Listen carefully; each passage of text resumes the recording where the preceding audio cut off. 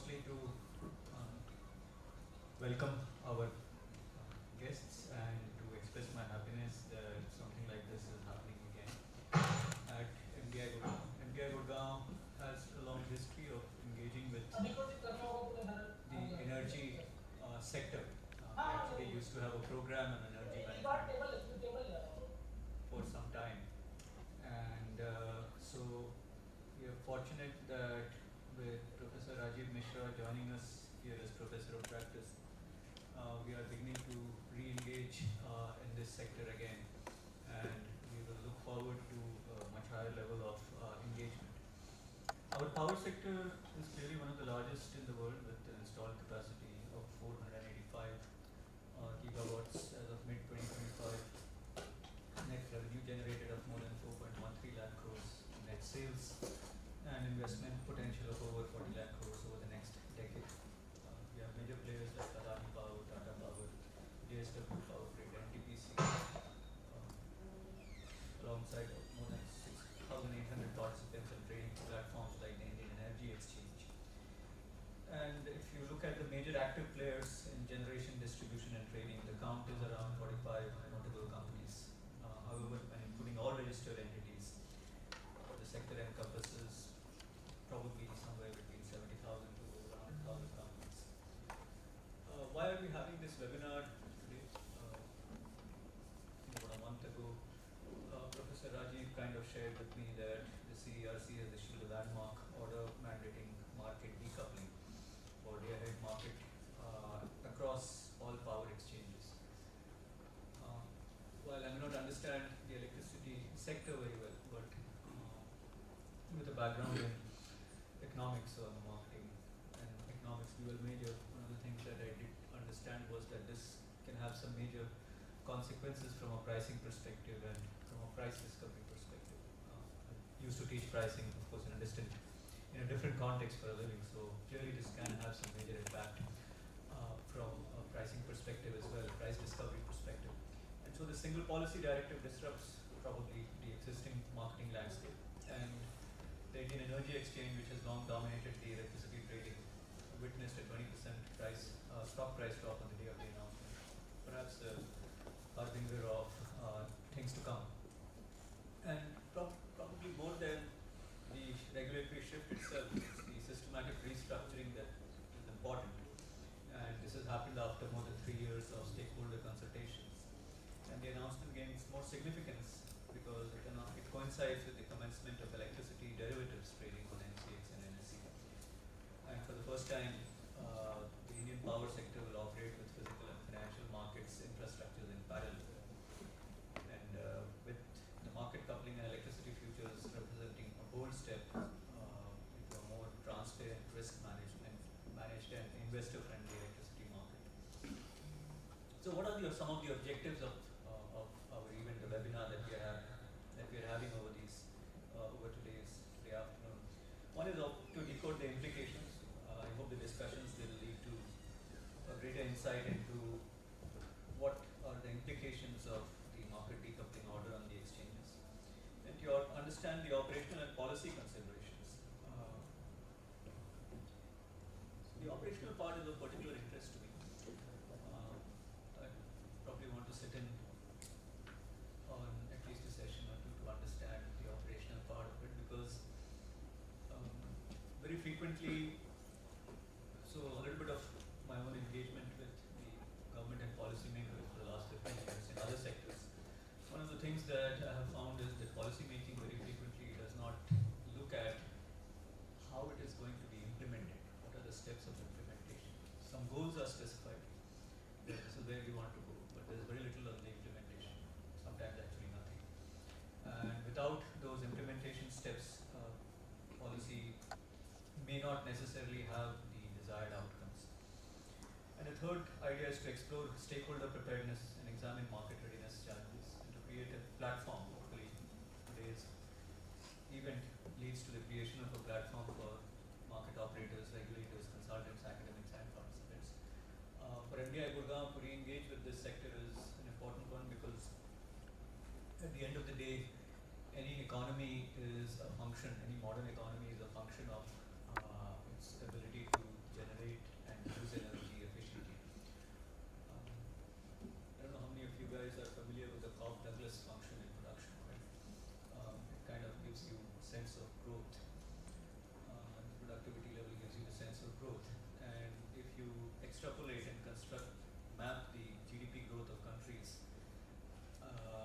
take energy out of the equation, you will go back to levels of growth which were more or less quite endemic till the early 20th century.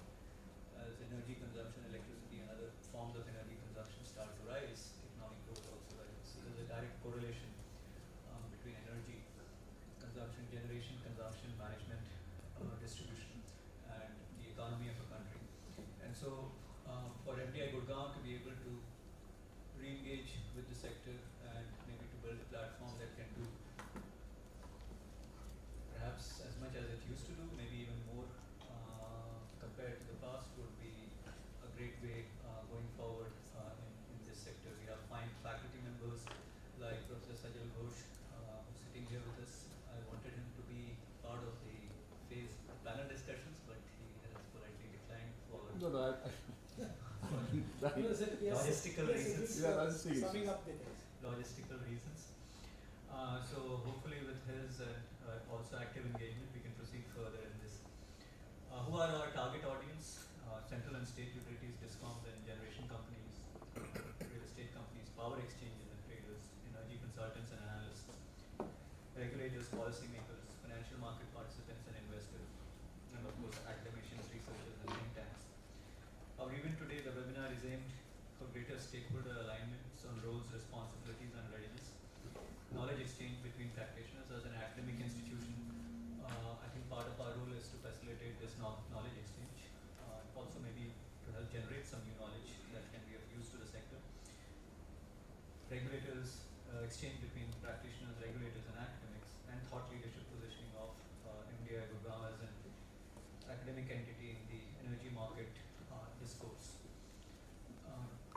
So once again, I'm really truly delighted to be here at this forum, and I thank our esteemed guests, Mr. Saxena, Mr. Prasad, for being here to set us forward on this journey. Thank all of you for being here to participate in this journey. Clearly it is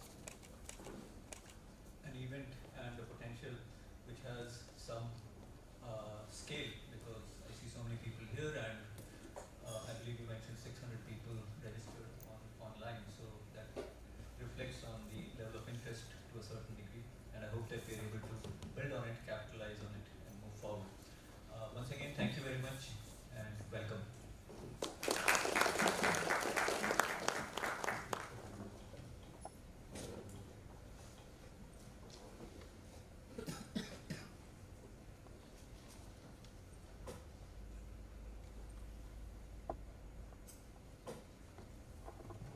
Thank you, sir. Now I would like to invite Mr. Sameer Saxena, our distinguished guest. Mr. S.C. Saxena is the Chairman and Managing Director of Grid India, where he has played a defining role in shaping India's electricity market through nearly 3 decades of leadership. Previously, he also served as Director of Market Operations. He has spearheaded key reforms including real-time market, intraday ahead market, green dam, and National Open Access Registry, while also representing India on CIGRE Global Forum for Electricity Markets and Regulation. Sir.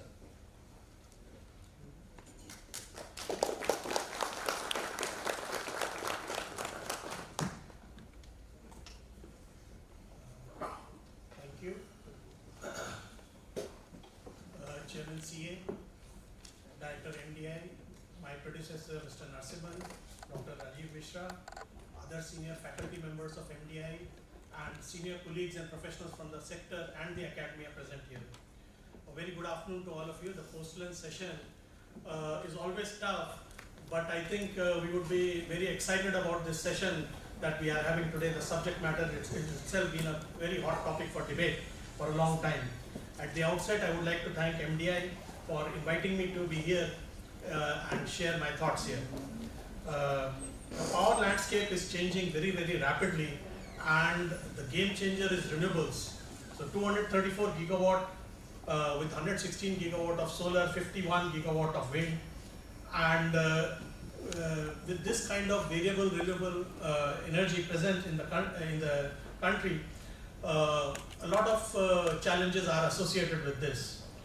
So it is contributing around 14% annually in the last financial year, and in terms of instantaneous levels, we have achieved 40% on 2nd of June, wherein 82 gigawatt was met from VRE. So variability of the renewable sources needs to be managed through adequacy in terms of both resources as well as reserves, including flexible resources. Markets have a very, very important role to play in helping maintaining the portfolio balancing and sourcing of power and last minute readjustments that every utility needs to make. The present, as compared to international standards where there are centralized and mandatory markets, ours is a voluntary framework wherein the size of the market stands under 10% as on today as for the short-term side. So market structure is also slightly more complex given the way that we are organized in terms of having multiple power exchanges which we have chosen by choice, trading licensees, multiple trading licensees, and of course recent addition is the 2 OTC platforms that we have.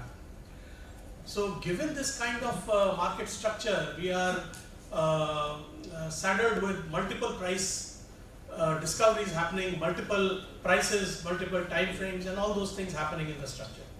So market coupling is probably one measure through which we can bring convergence in the prices and consolidate liquidity for a better and more robust price discovery. In fact, while market coupling is being discussed very recently in a heated manner, way back in 2008 when power exchanges were introduced, so we were associated with this. So allocation of transmission corridor was a potential problem amongst the exchanges. Given the same physical delivery market allocation, when the second exchange came up, this was a very, very important criteria for ensuring non-discriminatory operation.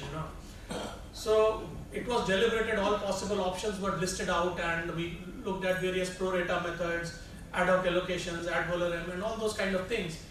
But then it was also discussed that coupling all volume together would probably give the most optimal utilization of the transmission. So in those days, but then coupling at that point in time was not taken up very, very seriously. In fact, it was considered very, very complex. Now that we are at a stage where we can look at coupling, but then in those days, it was not thought so. Then survival of the exchanges came an issue, and we passed through an era where 10% of the available margins were given to the smaller exchanges. I think that lasted for nearly 2016 to 2022, wherein we needed to maintain, because the spirit of the earlier regulation was, in fact, the exchanges were, when they were introduced with the spirit of light-handed regulation. The CRC orders, the guidelines under which they were established, mentions that they wanted to look at light-handed regulation, with exchanges being allowed to compete to bring in value to the customers. Now the current set of power market regulations 2021 envisages market coupling with the objectives defined as discovery of uniform market clearing price, optimal use of transmission infrastructure, maximization of economic surplus.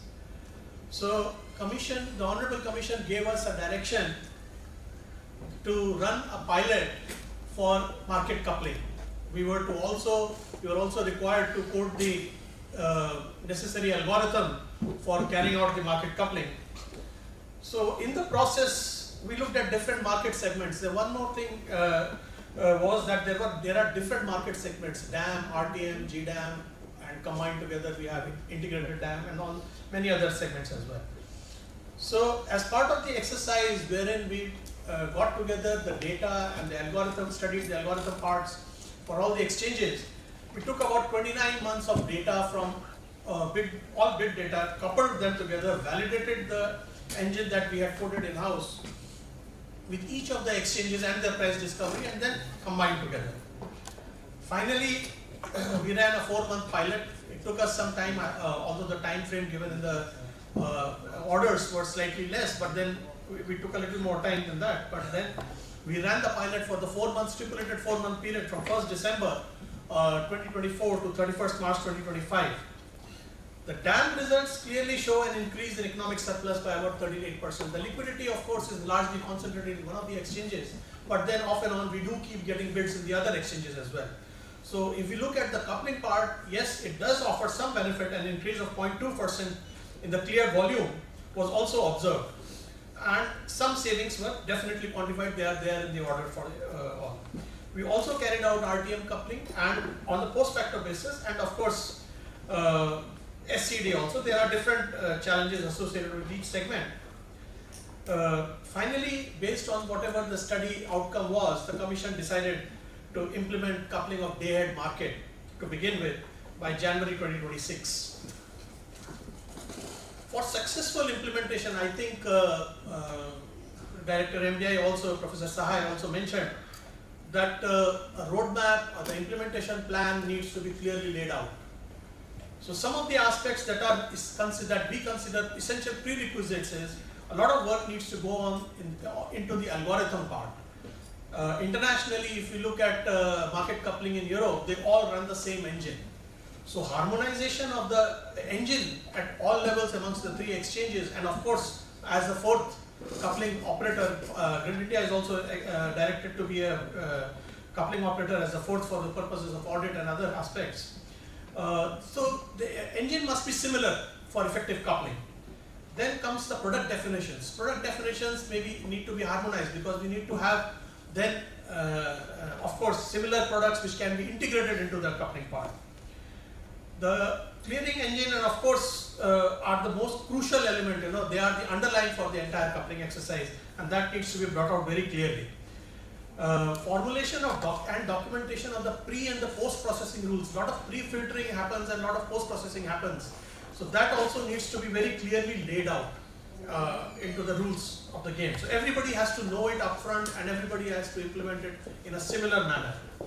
Now coming to coupling, the establishment of data security, data integrity, data privacy of the bid information, all those has to be handled very sensitively, and a definite protocol has to be brought out for this.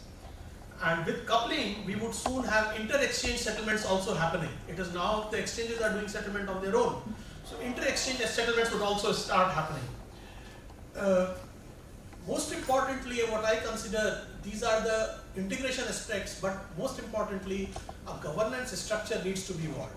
A governance structure not only to administer the entire coupling exercise, an ongoing process, but also for new product management, maybe change management in the algorithm. If there is if something is required to be changed in the algorithm, how it is to be done, what is the process to be followed, what stakeholder engagement has to be done for that. That needs to be done, and of course, audits are of course very, very important. Audits must happen so that we know that the price discovery is very, very robust. It is expected that the enhanced market efficiency, elimination of price divergences across exchanges, and optimal utilization of the transmission infrastructure are some of the benefits that would accrue through this market coupling. Coming to the other subject of today's webinar, the electricity derivatives. I believe that the electricity derivatives have a very, very important role to play in creating a robust, liquid and efficient electricity market on the overall in the country. Globally, we have seen forwards and futures playing a very important role along in synergy with the physical markets. Till now, we have had only physical markets in the country. Forward markets, they have a dual role as per my limited understanding. I'm not an expert on the financial side, but then I have a limited understanding that they allow participants to predict and project into the future what the prices are likely to be, and they kind of represent the adequacy scenario in the future. Presently, we have started with a word of caution with only monthly futures, few months ahead, but going by international standards, these are available up to 5 years ahead. Say, if new investment has to be done, what kind of price signals are being thrown up for them? So this is one aspect. The other aspect, important aspect, and the role played by the derivatives is to provide hedging instruments to the market participants. So presently, I think last 1.5 months or 1 month or so, we have had some price discovery happening in the futures, monthly futures contract, around 4.5 rupees, and so both the MCX and NSE are doing that. And we are hopeful that with the, going forward, that this would of course provide a lot of liquidity to develop gradually in the process. Initial phases is there when the liquidity is still picking up, but going forward, this needs to grow further.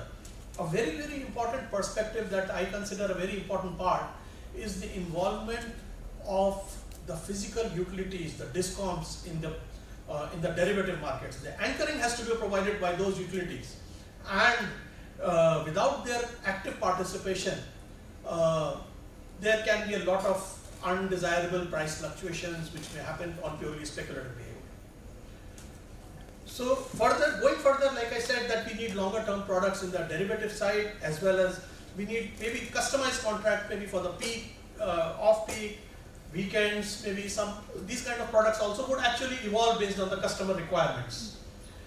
So efficient price formation, of course, we hope would be assisted because of the presence of the derivative, and there is definitely bound to be interplay between the physical and the financial segments of the coin.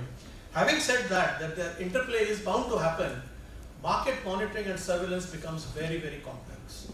Hitherto, the sector regulator looks at the physical part, the financial regulator looks at the financial part, but somebody has to link the two and have a larger view of both the physical and the financial parts together. Somebody behaving in a particular manner in the physical segment could be leveraging his position in the financial segment in some other way which may not be directly apparent to us. I think the recent Jane Street episode, is pretty popular, and it has been recently been highlighted how the underlying were manipulated to take advantage of in the financial segment. So market monitoring and surveillance, of course, would take a very, very important role going forward. So with this, I think this is all that I would like to say at this time, and thank you MDI for having me here to share my thoughts, and wish this webinar a grand success with all the experts and the deliberations. Thank you so much.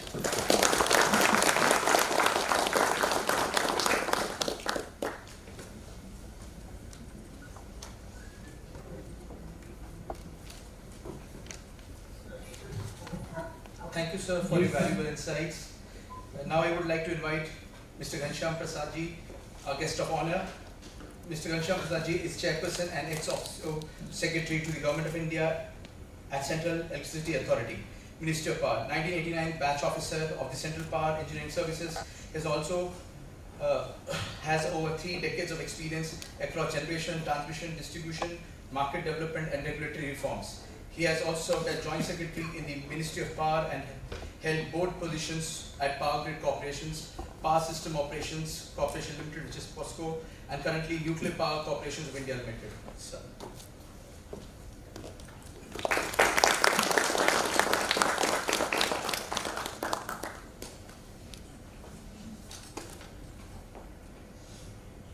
Good afternoon. Are we still active? Okay. Let me at the outset thank as in my alma mater, because I also had a small course at FBI around 20 years back. So the moment I got the invite to be a part of this particular session as in physical, I readily accepted it, and thank goes to Rajiv Sharma for inviting me to be a part of this session. The dignitaries sitting on the dais, Professor Arvind Sahai, Director MDI, S.C. Saxena, CMD Grid India, ex-CMD, Sri Narasimhan, Professor Ghosh, and all the other dignitaries who are sitting off the dais as well. And my appreciation to those who have joined on the web, roughly around 600 odd. I think we all are a student, particularly in this segment of the electricity market, particularly in India. If I recall correctly, I started learning power market not in college, but around 10 years back, the moment we were given the task of reforming the sector, power sector, and I became a part of Ministry of Power. And then we started looking at it, how do we really increase the segment, this particular segment of the power market. Normally, whenever we talk about power market, we restrict ourselves only to whatever is happening in the power exchanges, probably, and that too, we used to traditionally see only from the perspective and the lens of IEX, then PXIL, and then HPX, But then probably the power market is the entire gamut of the trade that is happening in the entire power sector. The only difference what we have in India as compared to the Western power market is we are still following the method of long-term contracting, still not have moved away from long-term contracting to medium-term or short-term. Among the short-term, definitely there are various segments, and only a small segment amounts to whatever we are trading in the power exchanges as of now. I think it has gone to around 8 to 9%, around that only.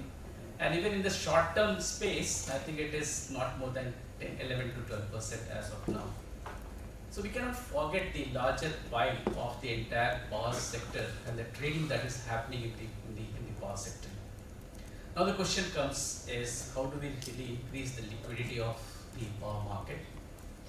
We have been dwelling upon this, sometimes taking up policy decisions tilted towards power market, but again, because of the mindset of the purchaser of electricity, we could not take a big leap in this particular era, in this particular segment. And that is the capacity which is required in the system is still getting driven or being financed through the long-term contracts. Unless you have long-term contracts, no financer is going to come here and finance it. We did a number of exercises around 10 years, 12 years back. We did one with PTC also when he was there in the PTC. We engaged BCG at that time. We did a number of exercises with all other consultants as well, trying to see how can we drift or I'll say transit from the long-term contracts at least towards the medium term or even towards the short-term market, so that at least the volume keeps on getting up and up. And let me tell you still that we have miserably failed in that exercise. Maybe because of the mindset of the purchaser, and maybe because we have not yet been able to decouple the mindset of the DISCOMs, which is largely state-owned DISCOMs. Maybe they might be listening to me from the far end. But there are distinct advantages of moving towards that particular segment. Now comes, how do we really, if given the constraint, maybe I don't know the mathematical modeling of it, which probably the MBA can work on, but the constraints are that I can't attract investment, I can't have the financial peoples on board if I really go towards the short-term market, but at the same time I need flexibility of these contracts. So how do we move towards that flexibility of contracts is a big challenge. So in that sequence of reforms that we made out, I think around 4 years back we deliberated upon it, and then we said, how do we unleash the surplus capacity that is existing into the entire, already is existing in the entire kitty of the power sector. Already the rules are out, the regulations and the procedure is out by the Grid India. We had not been able to implement, but this I see a huge chunk of electricity which can get released the moment we try to have the surplus capacity also getting traded into the market. The last hurdle was coming out from the Coal India, which has been resolved now. So hopefully, I think we are targeting from September, October 1st October 2025. And in that segment, probably you will see the volume increasing in the power market, particularly in the short term scenario. The construct there again is that let me tell you why all these construct came is because you have to analyze the problems in the power sector and try to find a solution out of it as well. So what is the problem? Problem is, okay, the entire tariff of the long-term contract is based on fixed cost and the variable cost. Fixed cost is ensured, that means he is getting each and everything from the buyers. He is not bothered. He is not bothered even to generate one single unit of electricity. And he says, okay, fine, even if I am shut down, but because my tariff is based on availability, So fine, even if I don't generate even a single unit, I am going to get everything. I am going to get ROE. I am going to get everything for what I have set up my power plant as. But is that the correct way of really seeing it, or can we have some kind of a mechanism? Right now, there is no mechanism to really check and balance the availability of any generating stations. Of course, there is one liner which is written in the grid code, which says that if the buyer wants, he can go and test it and he can schedule it so that his availability can be tested. But I don't know how many times it has been practiced. Probably not many times. Someone can tell me. I think probably not many times. They're scheduled, nowadays they're scheduled. They are all scheduled. Ancillary services fine. Okay. So what we thought is, can we mandate these people to at least demonstrate that availability in the power market? And that is what we said is, any surplus power that you have, which again is going towards that maintaining your availability, please try to put it into the market so that at least there is at least एक आपके गर्दन पे तलवार लटकी हुई है कि यदि आपका वो शेड्यूल हो जाता है तो आपको डेमोन्स्ट्रेट एक्चुअली करना पड़ेगा। तो ये एक मैकेनिज्म रखा गया उसमें कि आपको पूरा का पूरा पावर जितना भी आपका सरप्लस है आप उसमें डालिए, वॉल्यूम इंक्रीज करेगी, विजिबिलिटी इंक्रीज करेगी, बायर्स भी हैं, बायर्स को जिनको चाहिए वो ले सकता है। Hopefully, we are seeing that that may help us in unleashing this or trying to have flexibility in the PPA contracts, the long-term PPA contracts. And once the people get into the habit of this flexibility, probably I am sure that the market, the short-term market, what we are referring to right now, is going to have a better liquidity into the system. Second major reforms that we did initially is again came from a problem, and the problem was we are in the business of energy transition as happening in the world. So we wanted renewables to come into the segment, and if I have to have renewables, I have to create demand, isn't it? If I have to create a demand, then what did we do as a policy maker? I think you are saying something. RPO. RPO, exactly. So if I have to do RPO, then what is the mechanism for the RPO right now? Consumption obligation for solar, wind, different. So you have to contract, isn't it? You have to contract with the RE generators. And what is the gestation period of these RE generators? 18 to 24 months. 18 to 24 months. Even if I tie up today, I will be able to meet my RPO obligations only after 2 years, isn't it? Let's say that project gets delayed. What happens? I am high and dry. I will be paying penalties because I could not meet that RPO because that's based on energy consumptions that I had to have. So taking this as clue, we said, okay, if you really running short and if you are really planning well, go to GTAMs or go to GTAMs, purchase there and try to meet your obligations. So this is again a unique product, even though we got a lot of criticism from the economists that you are segmenting the market, you are doing this or you are doing that. But the reason behind doing that was something different, because this is a framework that we try to inculcate in our country. We wanted to create a demand into the system, and if I have to meet that demand into the system, I need to create a mechanism also so that the people can go at some place where he can buy only renewables and meet his RPO obligations. Isn't it? So that's the true segment that came in. Now comes the third part, okay, for which we will be talking about the electricity derivative part of it. Now, are we sure that our distribution licensee, who is claiming themselves to serve the consumers, is really having adequate resources to meet 24/7 electricity to the consumers? What is the answer? Yes? No? Please answer. Being in Godgaon, you say yes, right? Because they have, because you are not getting power cuts.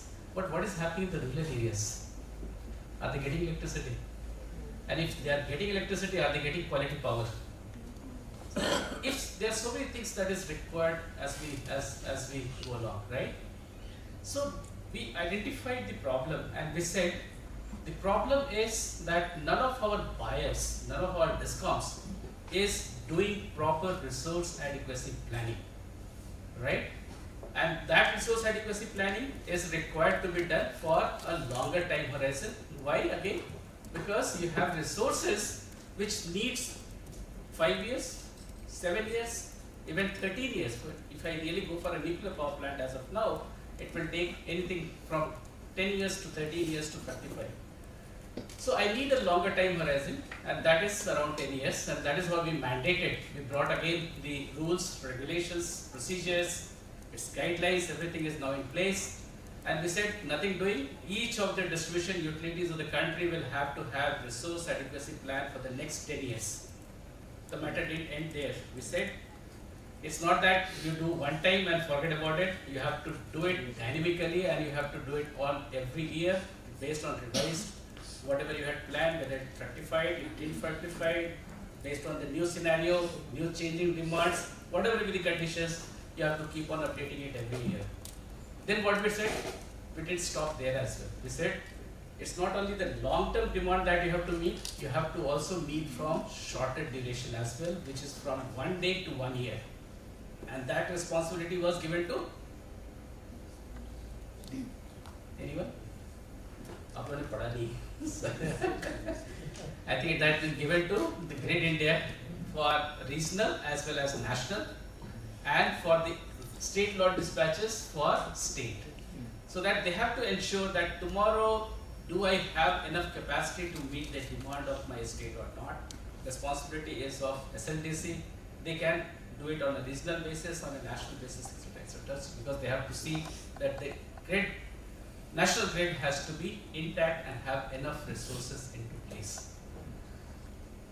As CA, what is the role of CA is, we do a national optimization on that, because there is a diversity factor, there are some other factors also, so that whatever gain comes out of these diversities definitely must be passed on back to these utilities, so that they utilize these things. I'm not going into the details of the resource adequacy, that's another big chapter altogether. But right now the status is that we have been able to complete the resource adequacy plan for 2 times, 2 rounds has already happened. The latest that has been released was of 34, 35, 35, 36 is everybody has started doing it. Something has, some states have completed as well. So now this is in the habit. Now what has this done? This has given you a clear picture of what you need as resources into to meet your demand. And that year-wise, you are how much you require from coal, how much you require from solar, wind, storage, hydro pump storage, or all kinds of resources that you require. It's already listed for the next 10 years, and accordingly you have to make power procurement. And if I have to do that power procurement, let's say I need it in 27, 28 or 26, 27. I'm sitting here, my resource adequacy plan tells me that.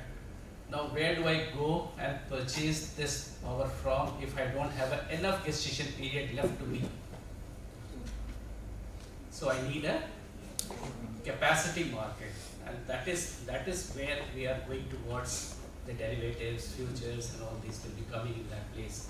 So we needed a capacity market in the country, and all these, if you have gone through the power market report, the roadmap which we had brought out for 2030 from Ministry of Power, I was also a member of that committee. Alok Kumar, the then Secretary of Power, was the chairing that committee, and that report is already there in the website of Ministry of Power. If you have a chance, please go through it. There we had made these as the next working steps, and what are the action points that is required to be taken if I really take market, power market particularly to 2030, and these, so even market coupling, electricity derivatives, capacity markets, all are listed in there. So we are on the track, and hopefully we will be able to achieve our objectives going forward. I think what is required probably is how do we again make the people or all the stakeholders, particularly the buyers, particularly the DISCOMs, open access customers, the captive consumers, and now the new chunk which is coming as the consumers, or what you call it, peer-to-peer trading. There are so many things that is happening into the power market or power segment which is changing the entire scenario. Hopefully we should be able to have good amount of capacity building to these people, so that at least they are able to understand properly take a good decisions of procurement, where to go, which segment to tap in, so that they are able to meet the basic objectives of providing electricity to the consumers of the country. And ultimately what we need is, these all are mechanisms, ultimately what we need is to have a reliable supply to the consumers and quality power to the consumers. Thank you so much.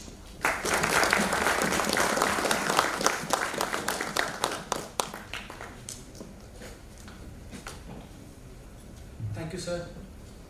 Our chief guest, Mr. Jishnu Barua, sir, is running late, so he'll be here by probably another 15 minutes, 10-15 minutes.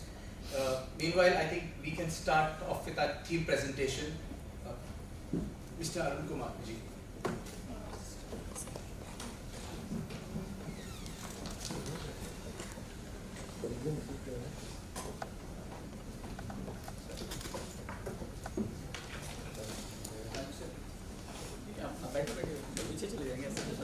कभी कभी back bencher में बनना अच्छा लगता है.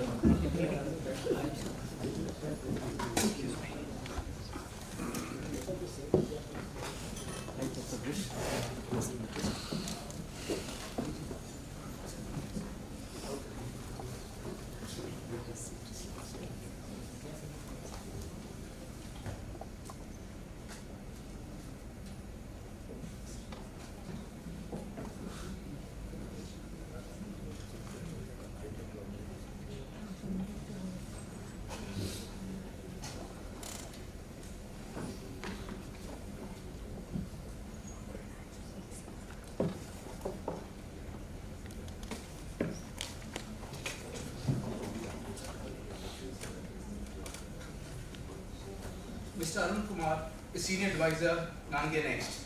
He's an energy economist and finance specialist. He was also a head power marketing and technology. Key areas of specialization include utility investment philosophy, equity analysis and power trading, and revenue management of power utilities. Sir.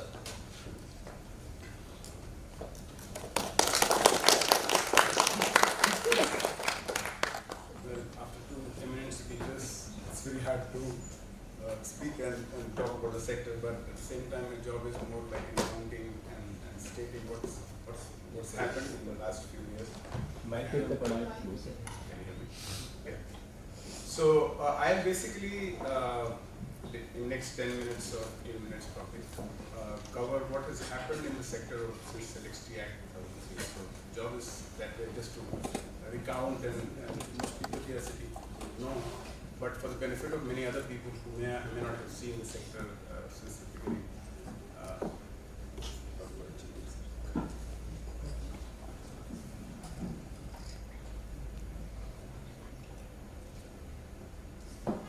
Yeah.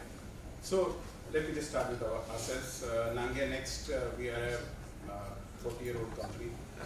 We advise both the government as well as the Fortune 500 companies. We have around 1,000 professionals working across India.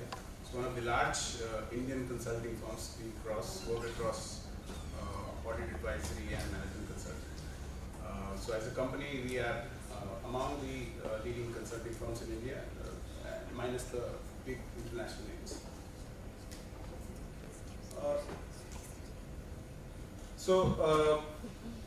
The evolution of Indian power market, basically, we start with Electricity Act 2003, which was the milestone event in India, and this is where the process started. I know before the Act, PTC was formed in 1999, but at the same time, that time there was no procedure for licensing. Power market started with giving few licenses to the power traders, de-licensing of generation, which was not the case at that point in time. Then trading activities started. Then the electricity policies for the first time launched the merchant power process, and where the competitive price-based biddings was actually launched. Power exchanges were started in 2008, first exchange IEX, and then the XL was launched. Power market regulation 2010 was the first comprehensive regulation. Till that time, between 2003 and 2010, there were multiple small regulations, including trading margin,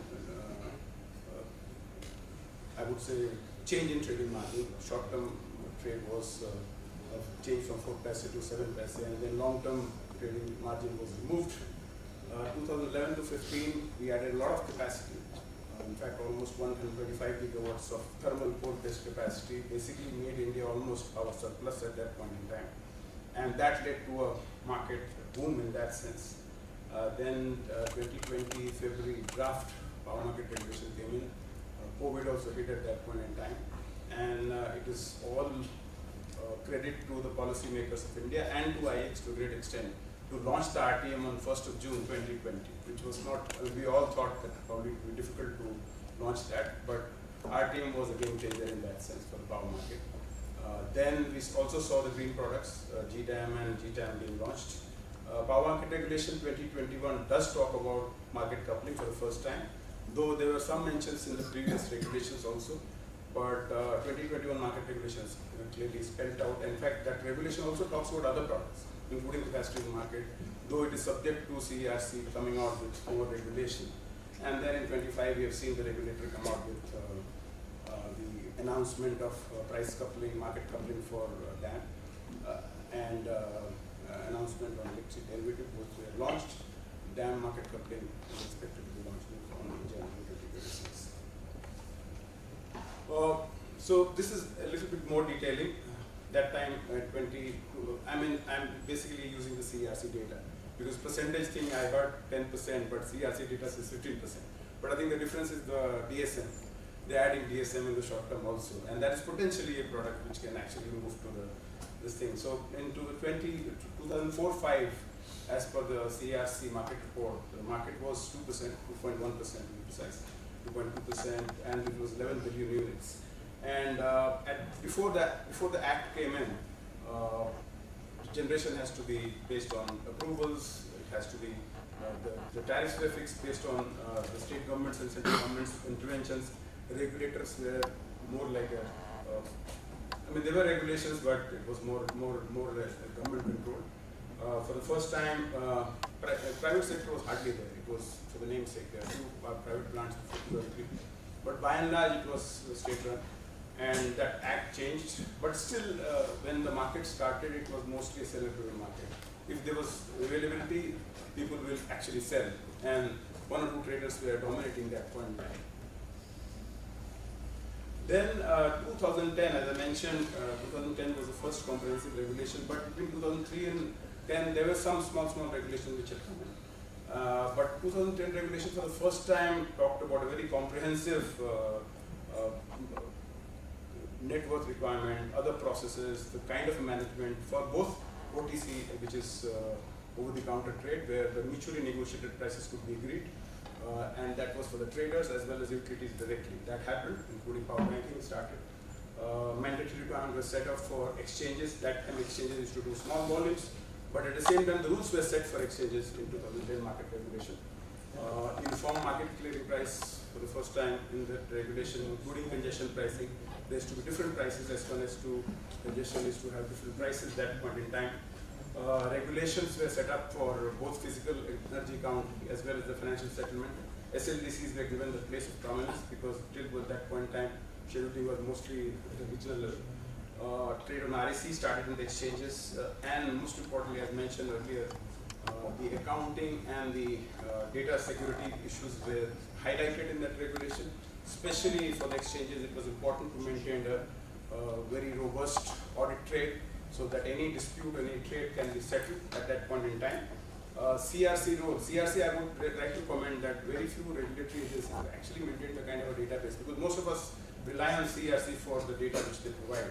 Even today, whatever data we pull with basically CRC and CE, of course, CE is giving a much wider data. But from a market perspective, CRC's data is pretty robust, and CRC has played a very central role in playing as a market monitor. This is the volume, which again, growth for both traders as well as for the exchanges. Exchanges have been just one directional, growing. Traders' volume declined when RTM was launched. RTM. Presentation is not being shared. Sorry.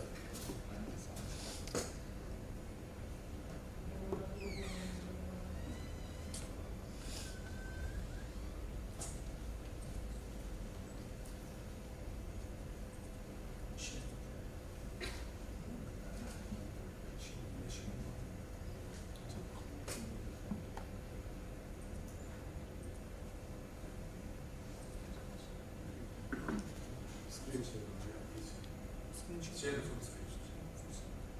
Share full screen.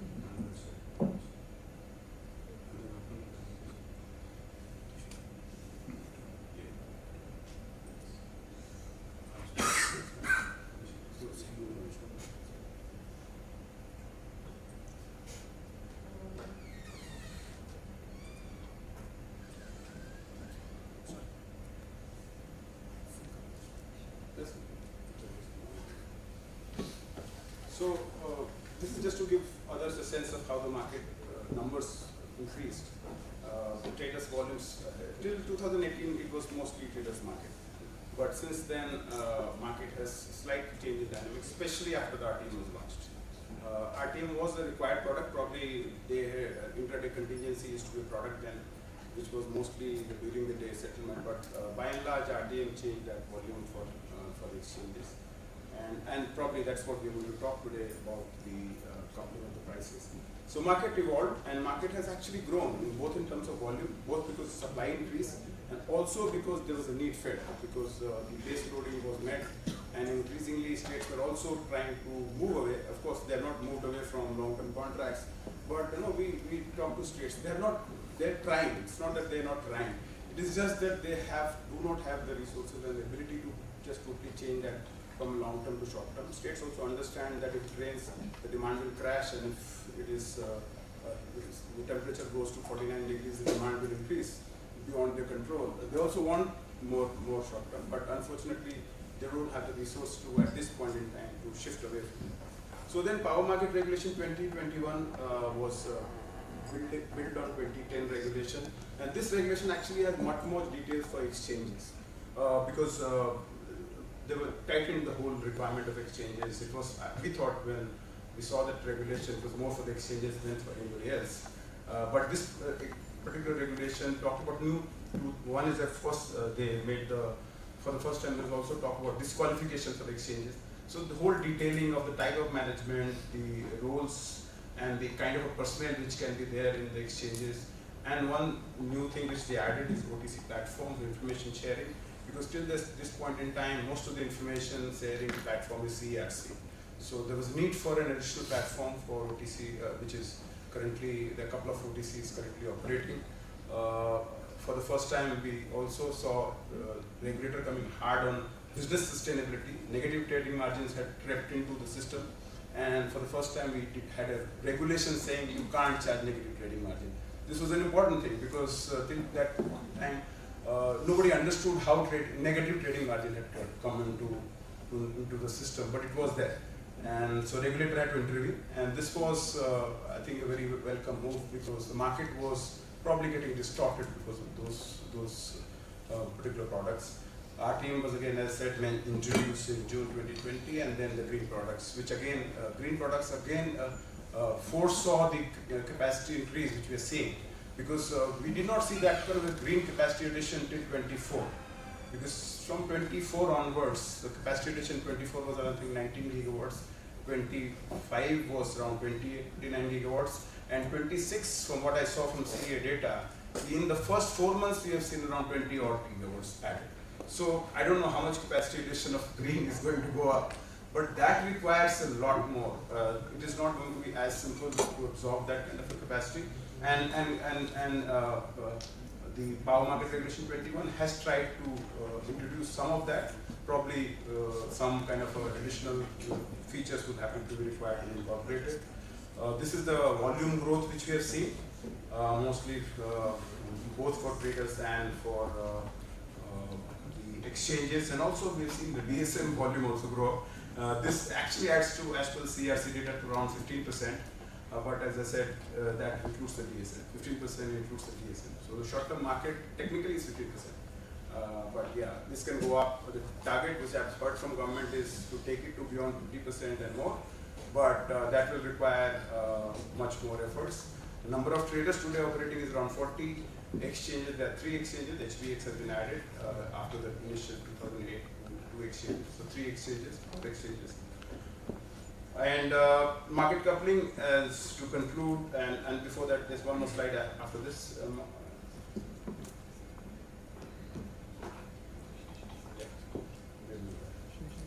So So market coupling is again, it's not something which is only unique in India. It's a very common feature in the European market. There is intra-country and inter-country, all kinds of couplings are there. Basically, the idea is to have a fair and transparent pricing, reduce the disparity, and bring the system optimization. Electricity derivative, again, very important. Maybe the market is thin. I come from a financial equity research background, and I can say that the stock market has evolved to this level in the last 20, 30 years. Derivatives have played an important role. There are, of course, a bad side of it, but you can't just simply look at the bad side of it. It is a very important tool for encouraging market development and people who are investors, pure investors, to be able to play in this market. So this will help this market grow further. And this is definitely a good introduction. Maybe the market is small here. And this is my last slide. As I mentioned earlier, we have seen the green products being introduced. We probably need more green products as we go forward, or at least the green market should increase, because the capacity addition coming from the green sources is unprecedented. And if India targets 500 gigawatt of capacity by 2030, if that is to be achieved, I'm not saying it will not be achieved, if that is to be achieved, probably much more needs to be done. Because new products, I know the regulator has introduced a few new products, exchanges tried new products, but this will require more than this. This will require some more market-based instruments and tools to be developed, and we can pick from other markets. It's not that the power market has to only focus on its own market.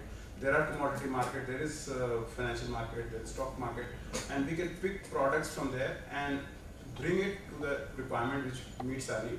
And so that probably will help in the integration of this kind of a quantum. I will just bring a back of the envelope calculation. If that RE comes in, 600 billion units additional RE, that's not going to be easy to absorb. That will take some absorption. Minimum 600 billion units, especially when you are getting a higher CUF. So that will require more market instruments, and I hope these two panel discussions will add value to it, and we'll see that going forward. Thank you.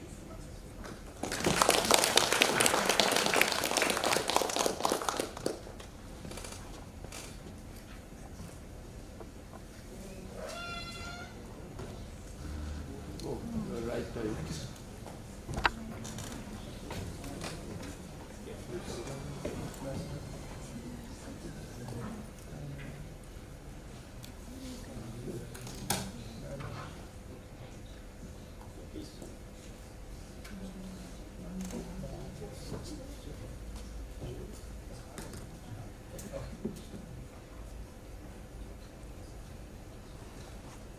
Mr. Jishnu Barwaji, our chief guest.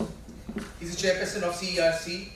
He's a former IAS officer, 1988 Assam Meghalaya cadre.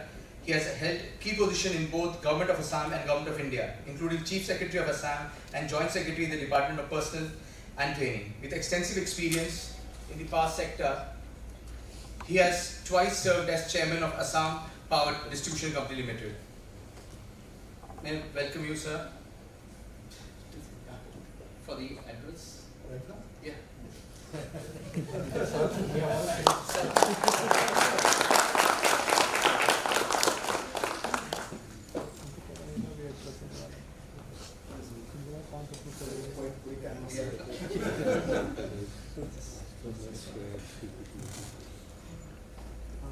They're all waiting for you, sir.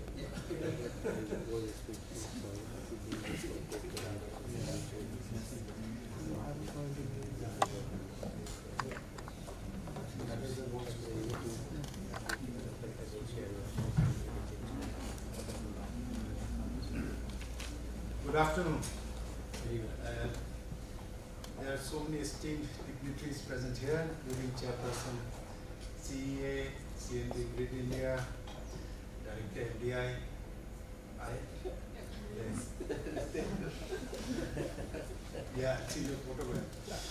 And esteemed dignitaries and other participants present here.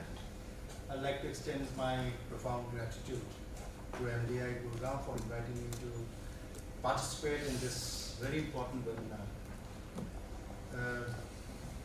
Friends, as you're aware, the Honorable Prime Minister has set a very bold and ambitious target of achieving a green transition by 2030. To realize this dream, India has witnessed a series of regulatory and policy achievements, advancements in the recent past.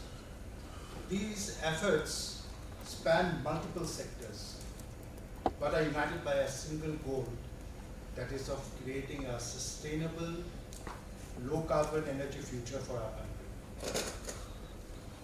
At the CERC, we are fully committed to supporting the government in this endeavor. Our focus is twofold. One, achieving the 2030 goal of 500 gigawatt of capacity from non-fossil sources of energy, and fostering an environment that enhances the ease of doing business in the power sector. Our progress so far has been remarkable. Since 2008-9, India's installed capacity has grown at a compounded annual growth rate of approximately 7.6%. As of June 2025, the total installed capacity has reached 485 gigawatt, with renewables, including hydro, comprising more than 4/5, so almost 50% of this total. This strong growth clearly demonstrates our steady advancements towards a sustainable energy future. On the generation front, we have achieved a robust 5.7 CAGR in electricity production from 2008, 2009 to 2023, and 2024, reaching a record high of around 1,824 billion units generated in the last year alone. Several notable decisions have been taken recently, and all these have been taken to develop the power market, which in a way reflects intense policy discussions, consensus building with stakeholders, and broad public consultation. And that is the manner in which the Commission moves and operates. We have a robust public system of consultation which involves public hearing. First we allow the draft regulation is out, and then we invite comments. Thereafter it's taken up for public hearing, and finally on the basis of the comments made by parties and by various stakeholders, the final regulation is out, and during which we also have a statement of reasons, and we give the background to whatever decision we have taken. These deliberations are central to driving innovation and fostering a transparent, resilient electricity sector.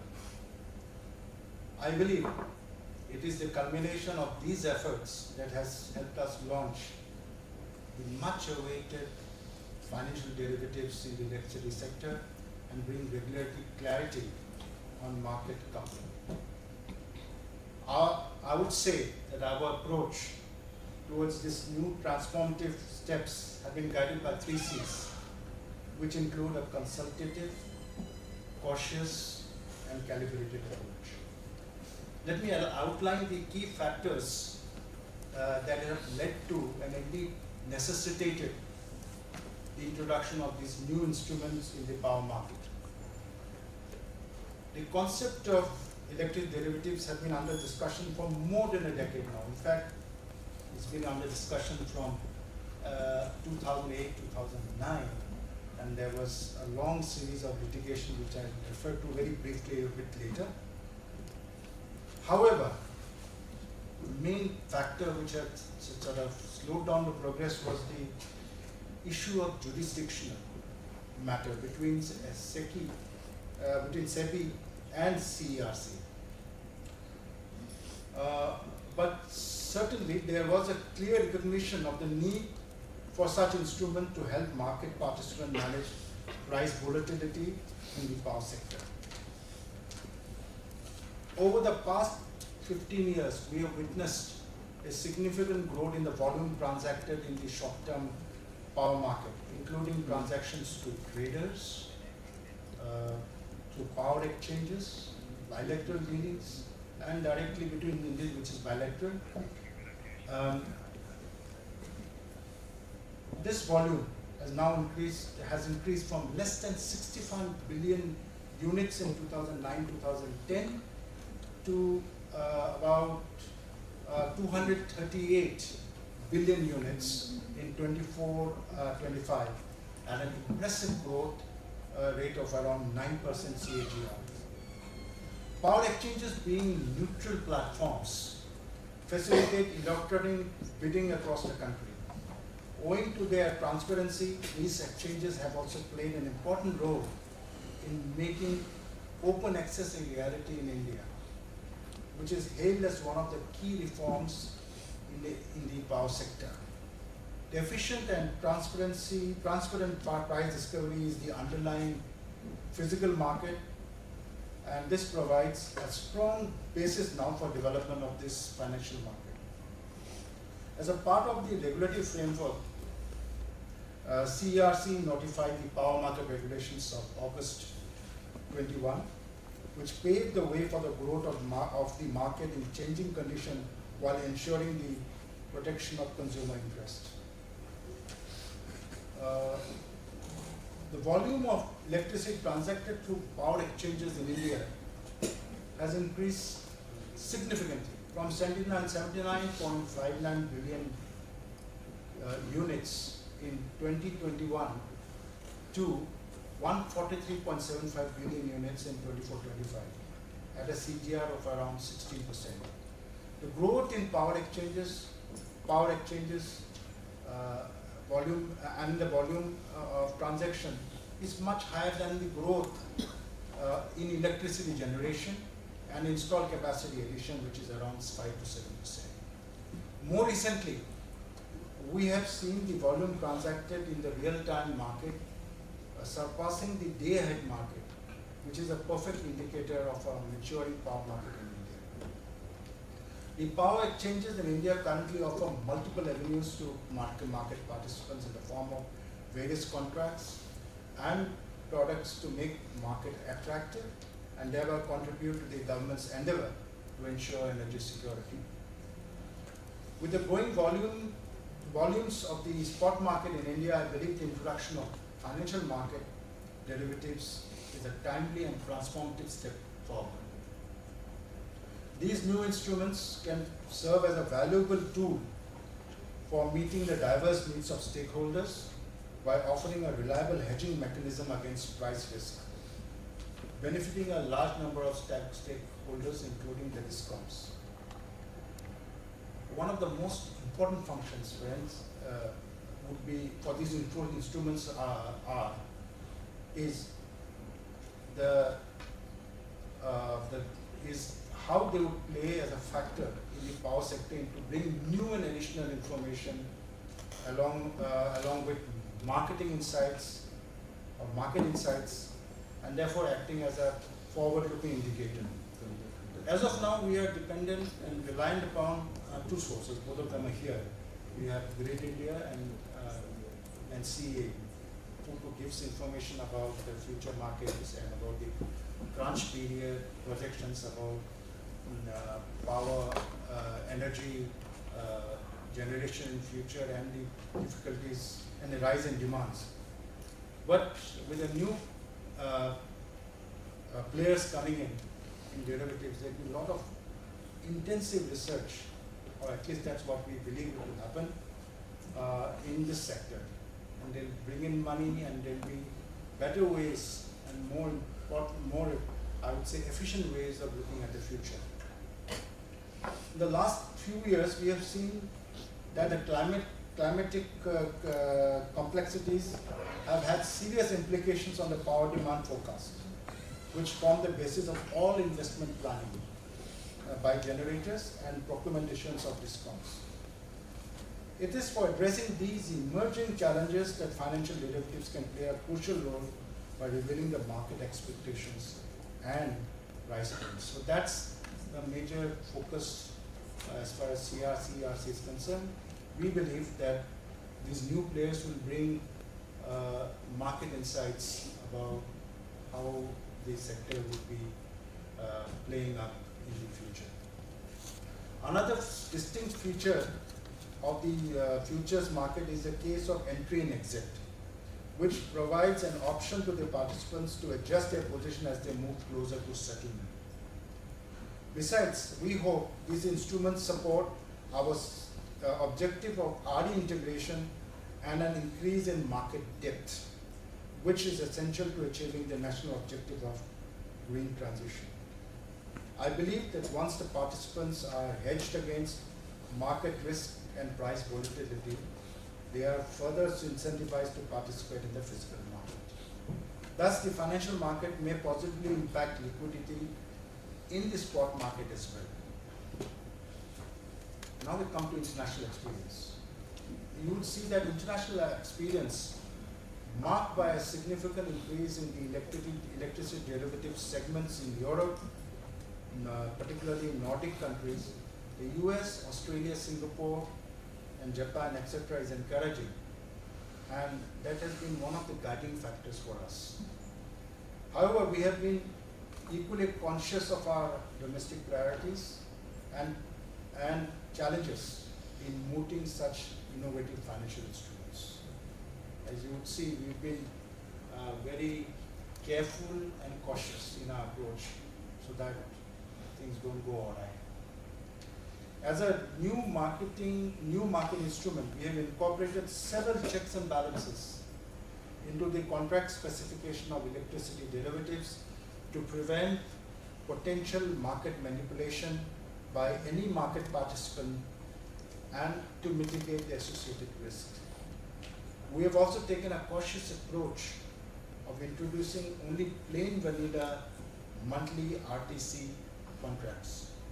A number of safeguards have been added in the contract designed to ensure overall market stability, like restrictions on position limits at the individual client level of 3 lakh megawatt hour and at the member level of 30 lakh megawatt hour, stringent daily price limits of 9% to contain volatility, restrictions on maximum order size of 50 times on the trading units of 50 megawatt hour, and robust margining requirements with the initial margin of 10%. Therefore, every effort has been made to address or tackle the manipulations that could be possibly made by unscrupulous elements. That is, from our side, we have taken every effort, and we do hope that nothing untoward happens. I underscore the critical importance of monitoring and surveillance mechanism for the derivatives market to instill the faith and trust of the participants and stakeholders in the market operations. In this context, CERC and SEBI officials are constantly engaged in building a robust and efficient surveillance mechanism, besides creating a continuous information exchange mechanism between the two regulators, that is SEBI and ourselves. I also urge the commodity and power exchanges to conduct more training and outreach programs to familiarize market participants with this new and innovative financial instrument.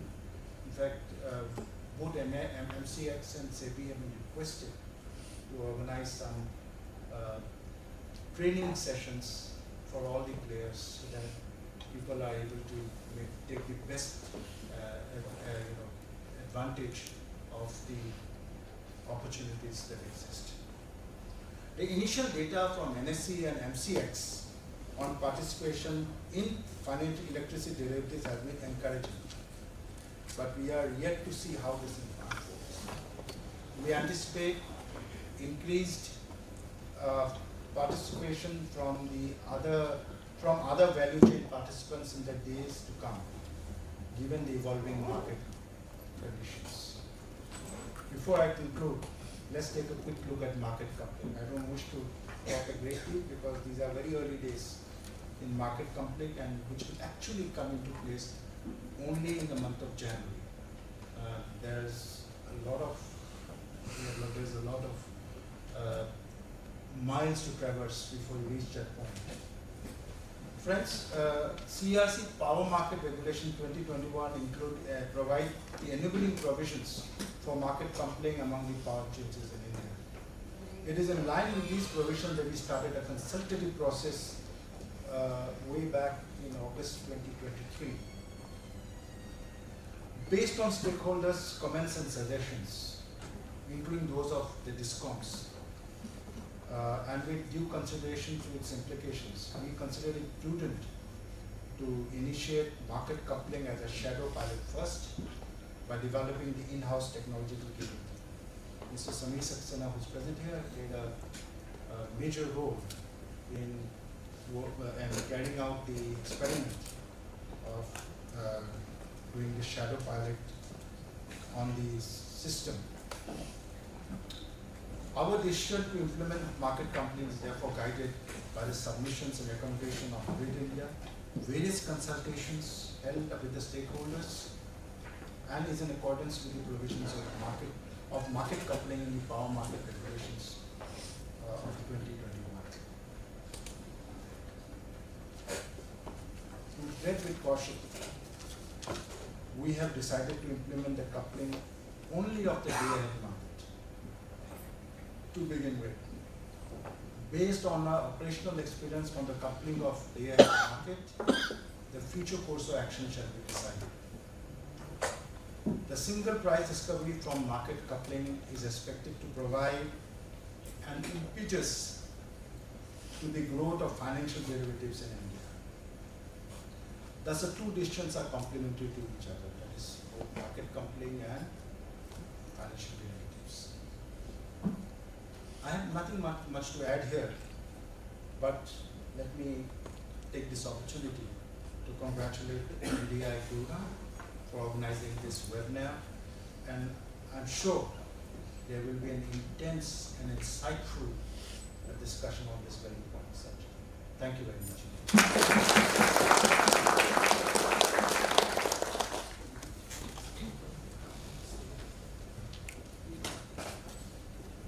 Thank you so much, sir, for your insightful address. I would now like to invite Professor Sahai to felicitate our distinguished dignitaries of the inaugural session.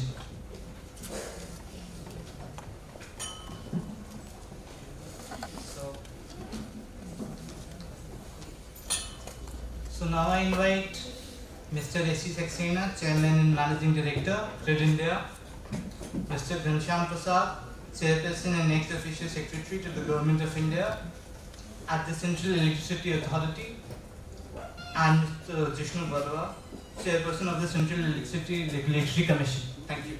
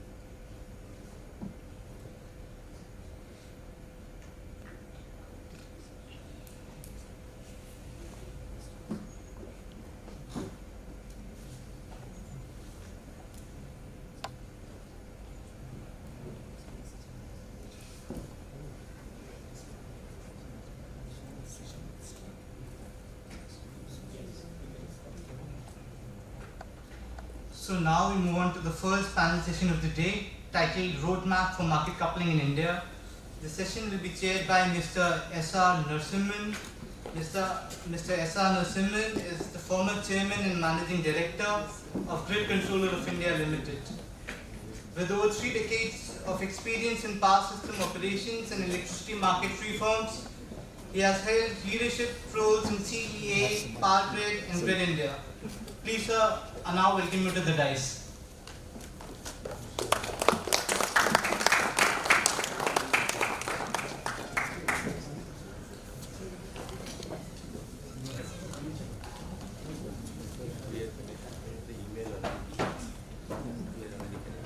Yes.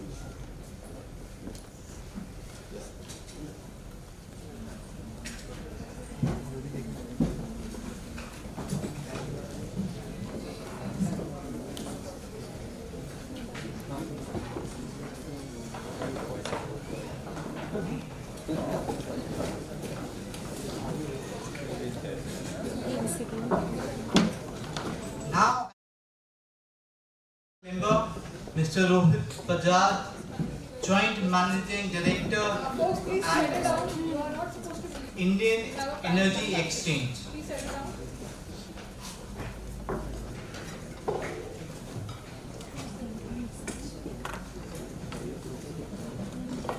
Maybe just wait for some minutes. Sir. Thank you.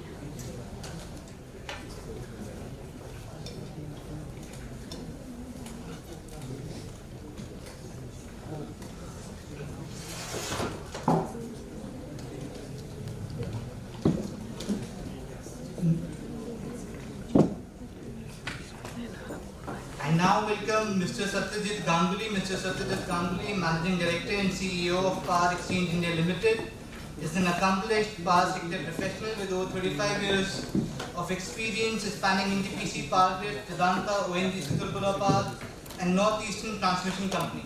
Please, sir, now I welcome you to the dais.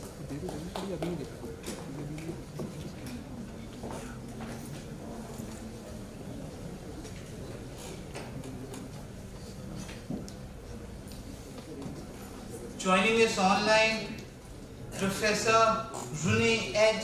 Professor Ed is an economist at Paris Dauphine University and lecturer at École Polytechnique.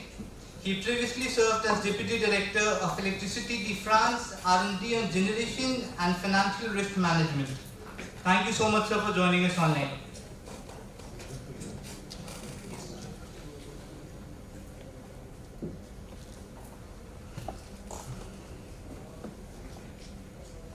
Mr. Ed, are you, I hope I am audible. Thank you, sir. I'm here. I can hear you well. Thank you so much, sir. And now I would like to invite Mr. Navjeet Kalsi, Chief Managing Director, Manikaran Power. Thank you so much, sir. Please join us on the dais.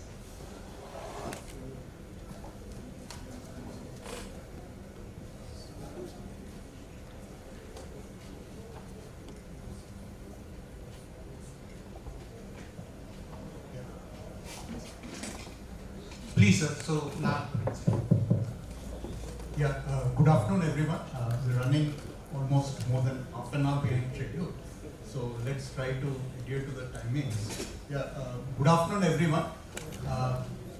Professor Rene, I hope you're able to hear me. Yes, I can hear you very well. Yeah, thank you so much for patiently waiting. And first of all, let me thank MDI Gurgaon for having me here as a chairing and moderating this panel of distinguished experts on the issue of roadmap to market coupling. I think, friends, my previous predecessor speakers have already mentioned about the market coupling order of CRC.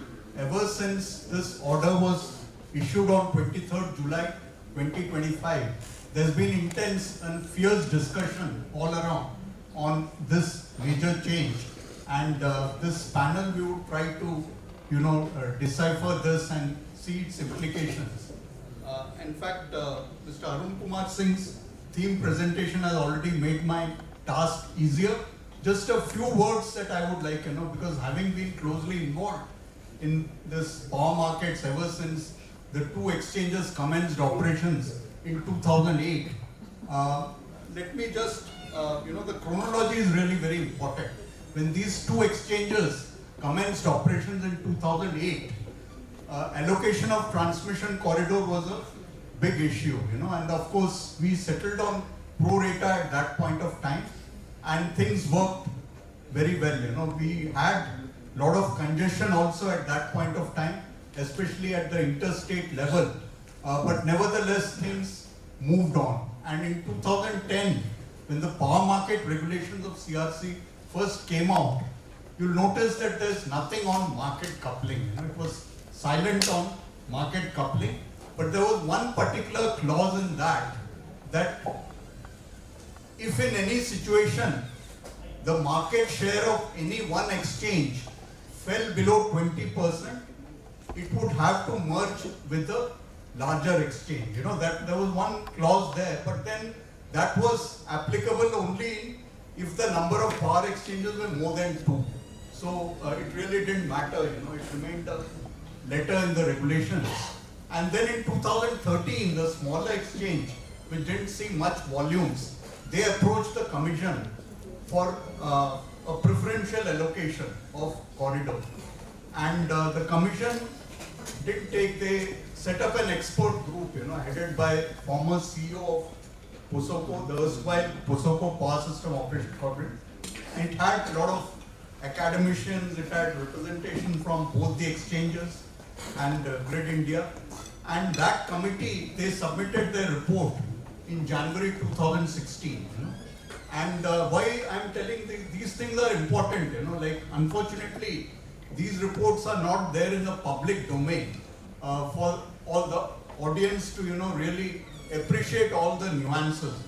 But nevertheless, the Commission's order of April 2016 has captured very nicely what the committee went into, and their market coupling or coupling of bids was the most optimal solution suggested, and they did some exercises also on that with the help of professors from IIT Delhi. And so market coupling of bids was discussed at that point of time, notwithstanding the fact that the regulations didn't talk anything about market coupling. But then this, all the members of that committee, they felt that probably this is too early to have, the coupling of bids. And of course, so much, even if you see the CRC order, they talk about moment you have market coupling or coupling of bids, the exchanges would get reduced to a glorified trader. That word glorified trader is also mentioned in the Commission's order. And nevertheless, so this is important. 2016 we had this, and then came 2022. The third exchange also was granted registration, and it was about to commence operations. So this preferential 10% allocation, which was made to the smaller exchange, that had to be reviewed. So in 2022, the Commission did review that, and we went for a pro rata allocation, back to pro rata allocation. And there's one development which took place, I think, which Mr. Arun Kumar Singh also covered. In June 2020, when we implemented the real-time market, that time we went for a pro rata method of allocation. So there were two different methods in the day-ahead market. There was a 10% preferential allocation to the smaller exchange. In 2020, for the real-time market, we had pro rata allocation. And 2022, when the third exchange was about to commence operations, we went back to pro rata for all the market segments. So that's the brief chronology. And then, come August 2023, the Commission came out with a staff paper on market coupling. Of course, partly it was one driver for that was a letter that the Ministry of Power had also written to the Commission, saying that market coupling needs to be introduced, and that was also one reason. The staff paper while there was no quantitative analysis, it only asked for opinion from different stakeholders, and based on that, in February 2024, the pilot order was issued, and the orders for the pilot, and Grid India was asked to do a pilot exercise for market coupling. Of course, there was some exercise which the commission had also done, but unfortunately we don't have anything in the public domain to that aspect. Then Grid India did a detailed exercise. I had been partly involved in that exercise in my earlier avatar as CMD Grid India.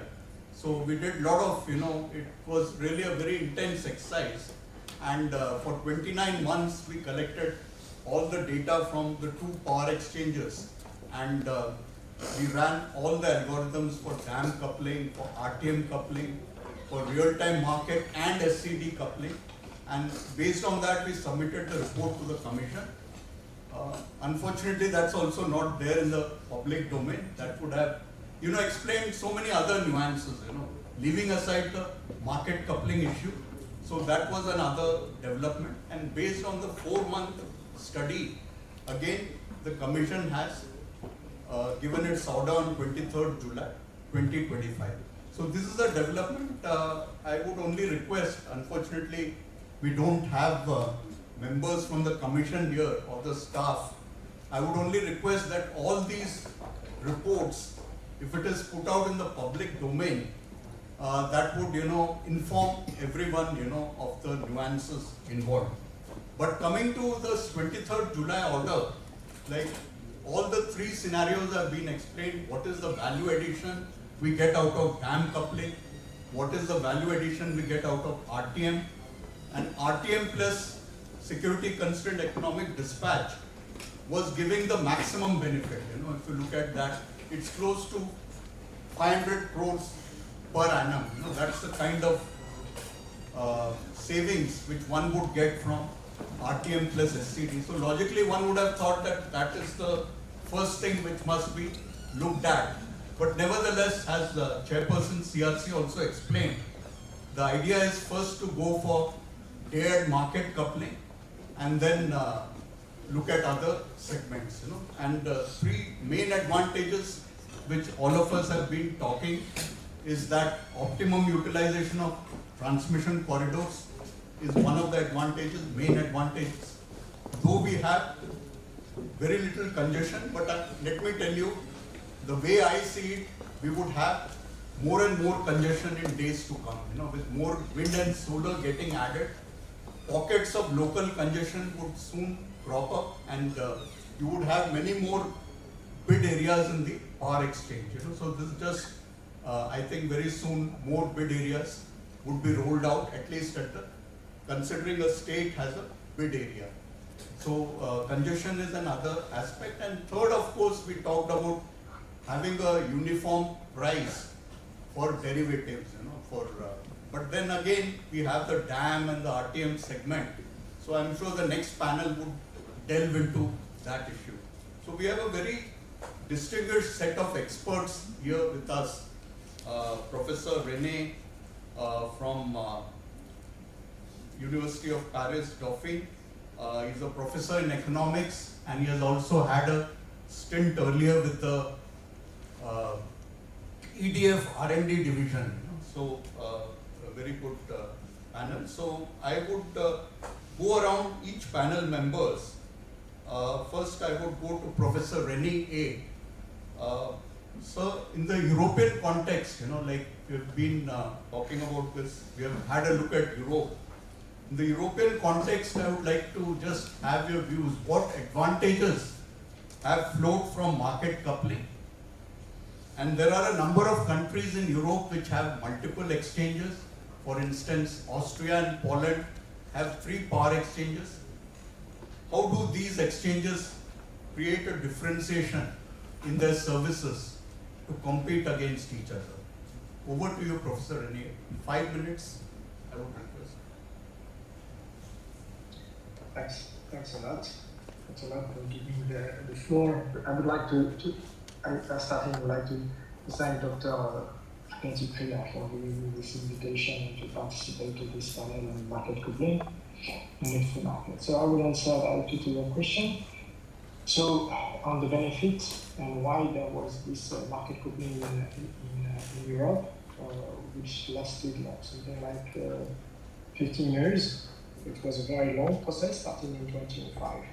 So the main advantage for this is that the optimization of interconnection between all the countries in Europe prior to market coupling in this implicit auction mechanism, which was copied to the Nordic system, but then it has to be copied to the very large amount of countries, more than 25 or 27 countries.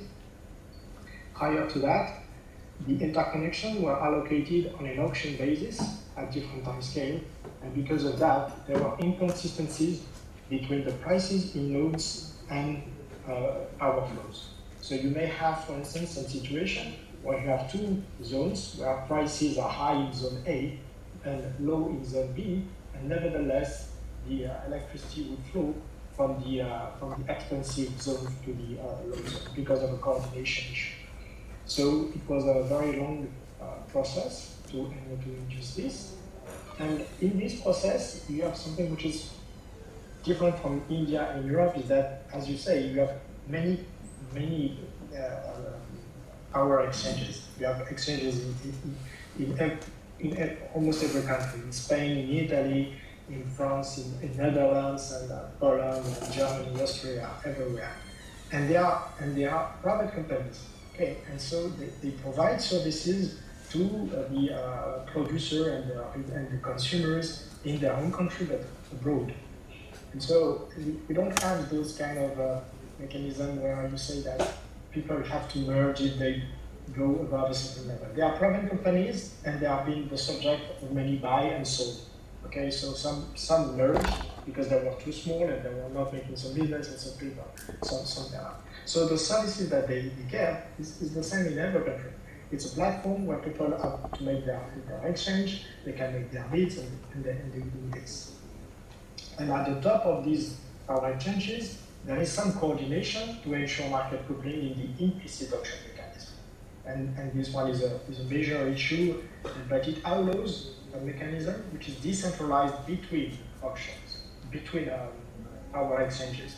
So you have, thanks to market coupling, you have a very good usage of interconnection. It's also in interaction with the TSOs of every country, who defines the net transfer capacity, or how much can be allocated at each time scale. And thanks to that, we don't have anymore this type of discrepancy or contradiction between flows of electricity and prices. Now prices, if there is a price which is high in one country and low in the other, the flow will go from the low price to the high price.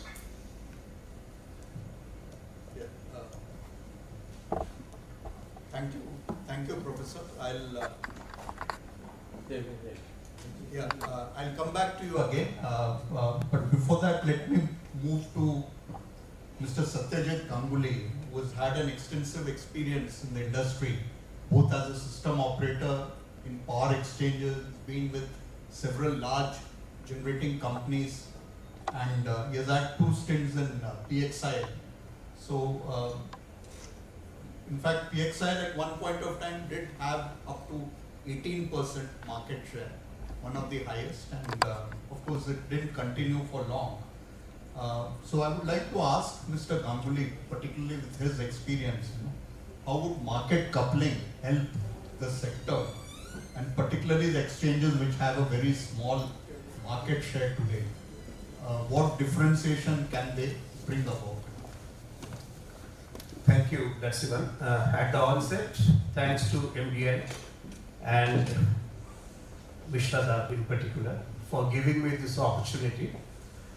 Now, market coupling, I know there are a lot of discussions about advantages, but I will go to more granular discussion. We have got 5 minutes, that's good enough. Now, first we have to see why it was required.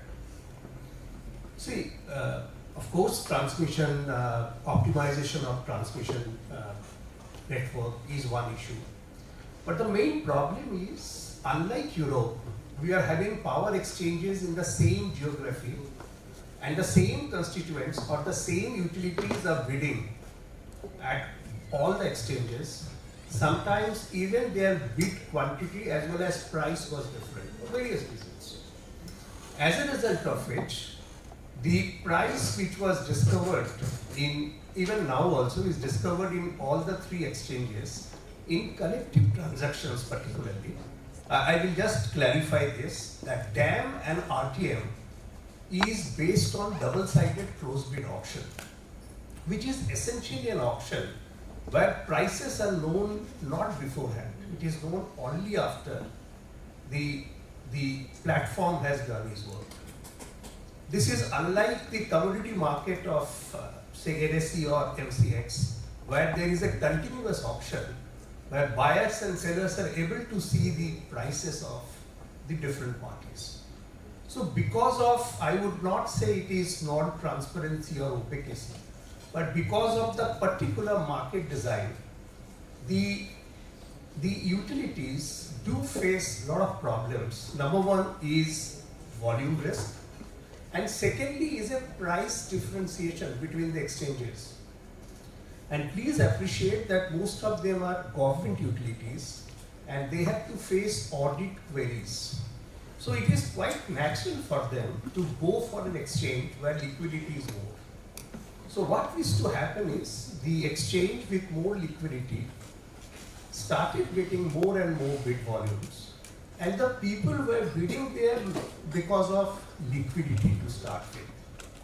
Now the market coupling, as people have said, yes, there will be better liquidity, this maximization of social welfare will be more.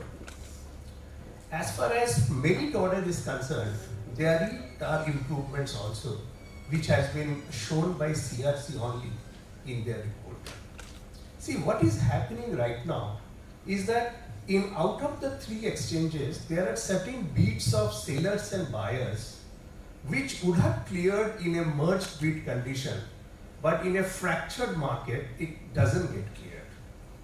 So that's why liquidity will improve. Thirdly, this is a foundation towards the, I would say the later advancements, whether it is the financial derivatives or tomorrow's security constraint economic dispatch, maybe MBED, market-based economic dispatch tomorrow. It will also lead to better, I would say, integration of India as a market with neighboring countries with a unified price. See, now the derivative market is having the underlying price, which is essentially a weighted average of three exchanges. And as you know, as a mathematician, if you average it, the essence is lost.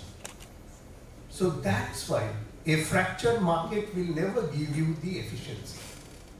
That's the first thing. Second thing is market coupling. There is lot of myths and lot of questions which people do ask, that in commodity market like NSE or MCX, there are different prices right now. Why market coupling was required in power sector? It was essentially because of the opaqueness of the collective transactions in DAM and RTM. When the double-sided closed bid auction was not giving the, I would say, the price discovery only after the platform is run. Whereas if you see the three exchanges business volume, in DAM and RTM, where the collective transactions do happen, there is, I would say, 99% of volume comes from one exchange. However, in term ahead market or in RACs, where there are different auction mechanisms, it doesn't happen.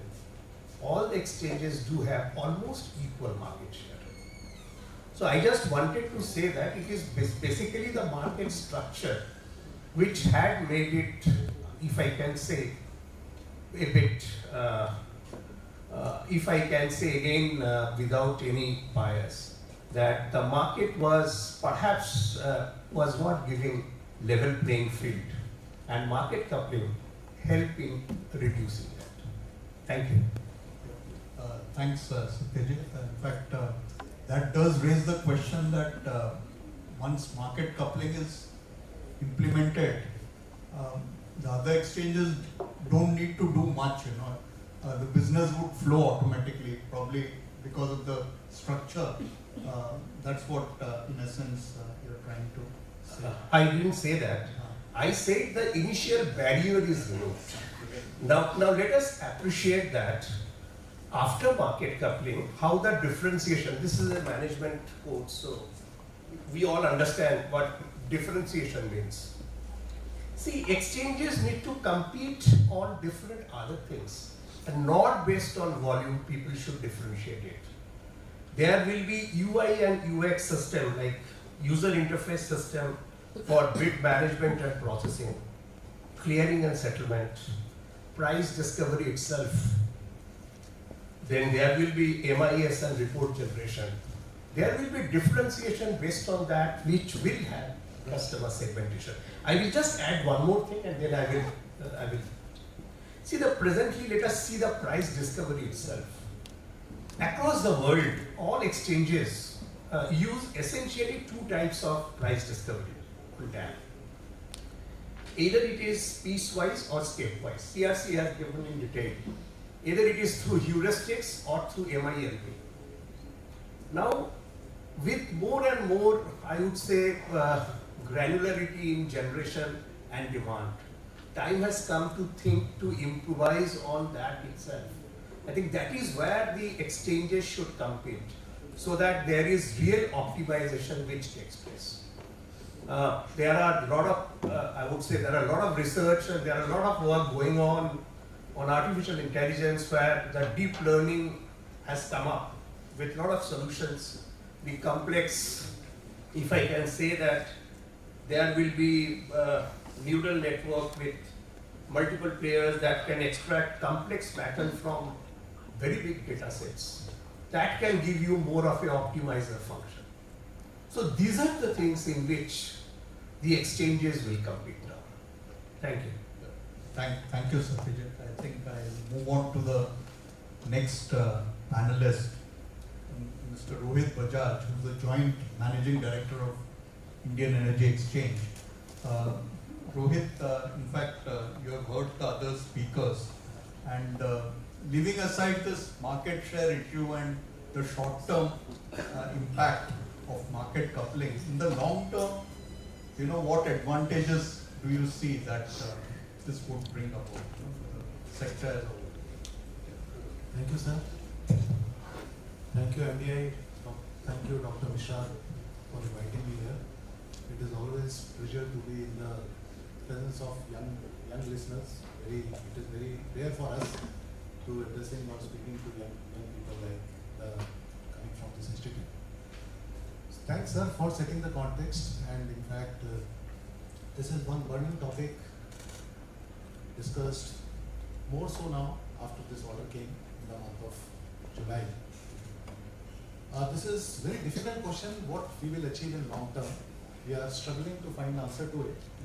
But I'll take liberty of talking about short term, medium term and long term. I'll try to restrict myself in 5 minutes. Let me start with the basic objective of market coupling.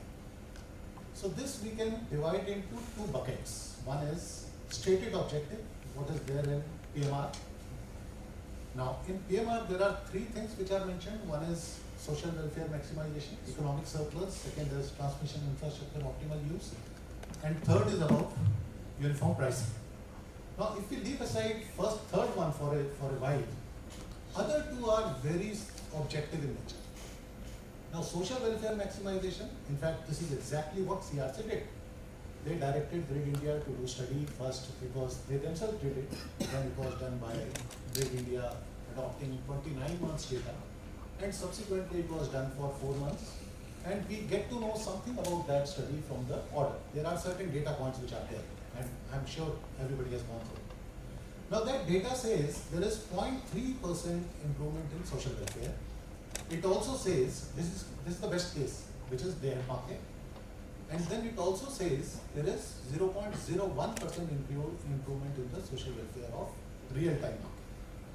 Now I think first we must analyze how significant, let us talk about the biggest number, which is 0.3%. How significant is 0.3%? And this is social welfare improvement, not saving to the end consumer.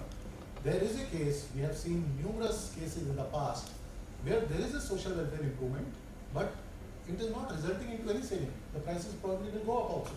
There is no guarantee that social welfare improvement will lead to savings for the consumer. Now let us compare this with the basic characteristic of any market clearing algorithm. As Shri Ganguly mentioned, there are MILP, MIQC, all these algorithms are there. And what is the purpose of this? What they try to do? They tend towards getting the most optimal results. There are bits available. Now bits are single bits, they are block bits, these are very complex bits. Relationship bits are there, parent-child bits are there, minimum order quantity, many bits are there. And what they try to do is, they try to obtain best solution out of it. Best solution means 100% optimized solution. This is what they tend to do. But do they achieve this every time? Answer is no. Why? If the bits are very simple, if it is about single bits, then every time they will achieve 100% optimized solution. But if bit structure is very complex, majority of the time you will find they will not reach to 100% optimized result. Now this concept is called optimality gap. Now what is this optimality gap? So if you allow 100% or infinite time for any algorithm to settle it, to find the optimal solution, it will reach there. But we do not have infinite time with the algorithm. The time given is very small. In day-ahead market, probably 15 minutes. In real-time market, probably 5 minutes. If we have to do that, then it is an accepted norm across the world that 0.5% optimality gap is a very good number to go with. So it is never 100%. In case of complex bit structure, 0.5% is a very good number, which is acceptable.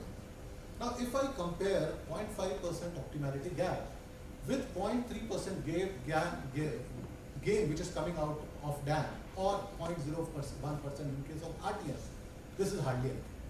So at least, so to my mind, we are not solving this, we are solving something else.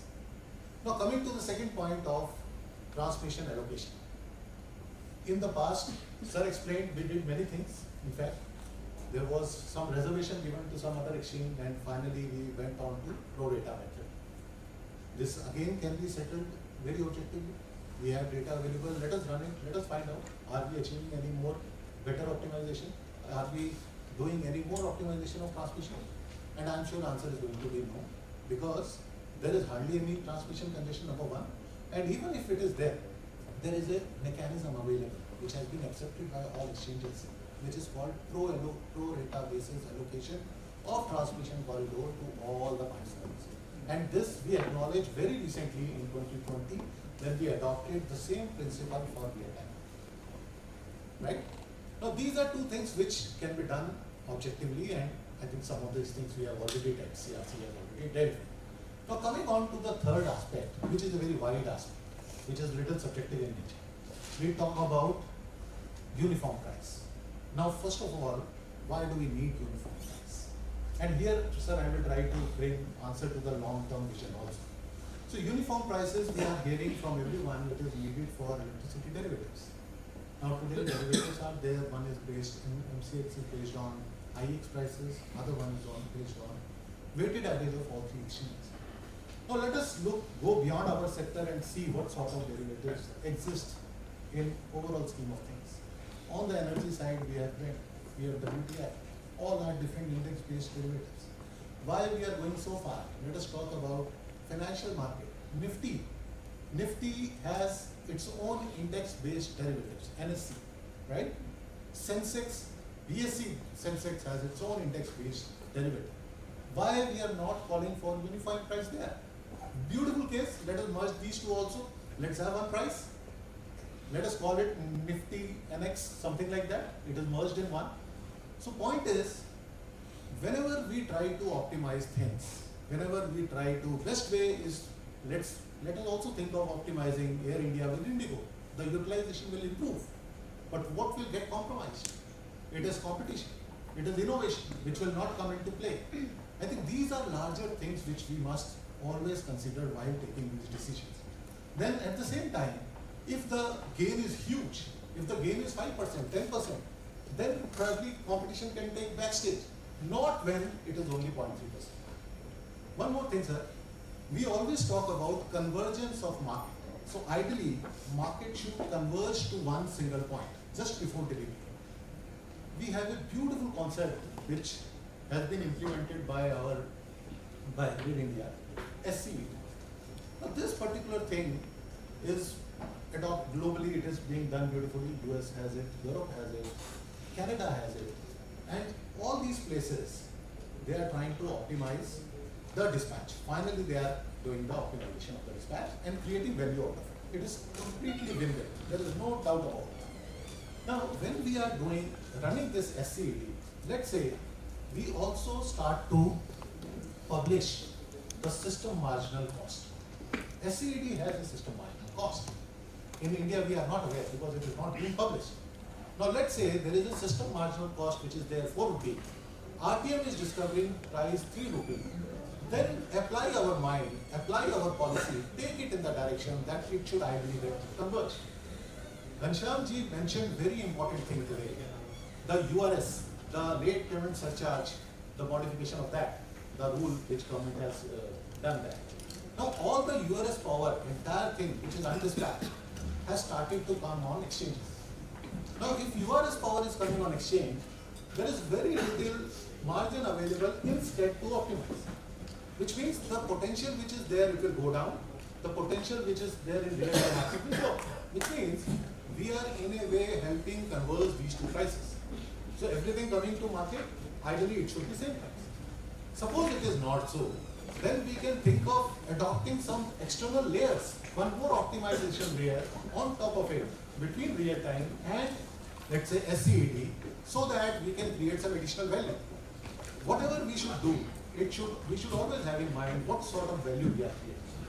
If the value is not enough, I think there is no case for going ahead. Having said so, the order is there and we'll do everything to comply with the order. Yeah, thanks, Rohit. In fact, I think not many aspects you have covered. And the important point was what Satyajit mentioned. In a double-sided auction, there's a difference between what is being done in the stock markets and the double-sided auction, where so coupling gives more value in the other case. And of course, the CRC has also acknowledged in its order that in a situation where one exchange has nearly 99% of the share in collective transactions, coupling will not, give significant benefits. That has been acknowledged in the order, but nevertheless, they have said that we have to go ahead.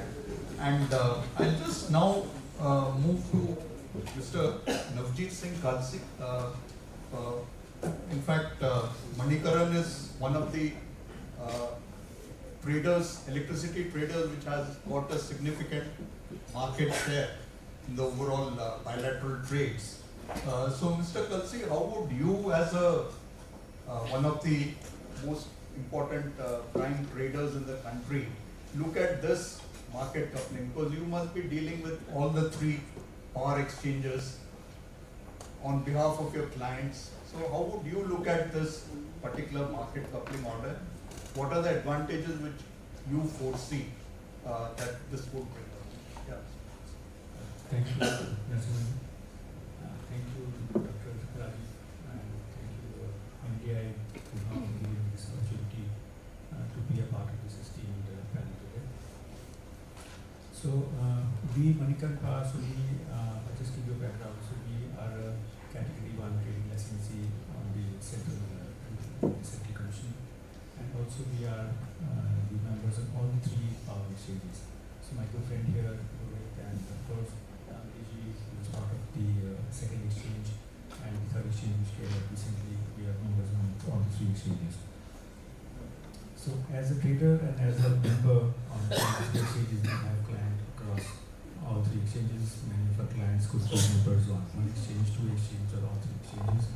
So we have the options of dealing with all three at the same time, because when you're talking about the day-ahead market, the timing is the same all across the three exchanges. So we have the mandate from the clients to put trades in all the three exchanges at the same time. So here, practically what we observe, because the client is the one who chooses which exchange it wants the member to put the bids into, so they would give us an option to either bid in one, two, or three exchanges. So here the main issue which we see with the clients is the price and the volume, which is already conveyed by Mr. Ganguly and the other panelists here as well, that the price varies from exchange to exchange depending on the number of market participants on the buy and the sell side. So a client, if there is, he's asked us to bid on exchange 1 and the exchange 2 comes up with a different price, if it's a government utility or even if it's a private generator, even a 1 or 2 paisa difference between the price makes a huge difference when the volumes are very large.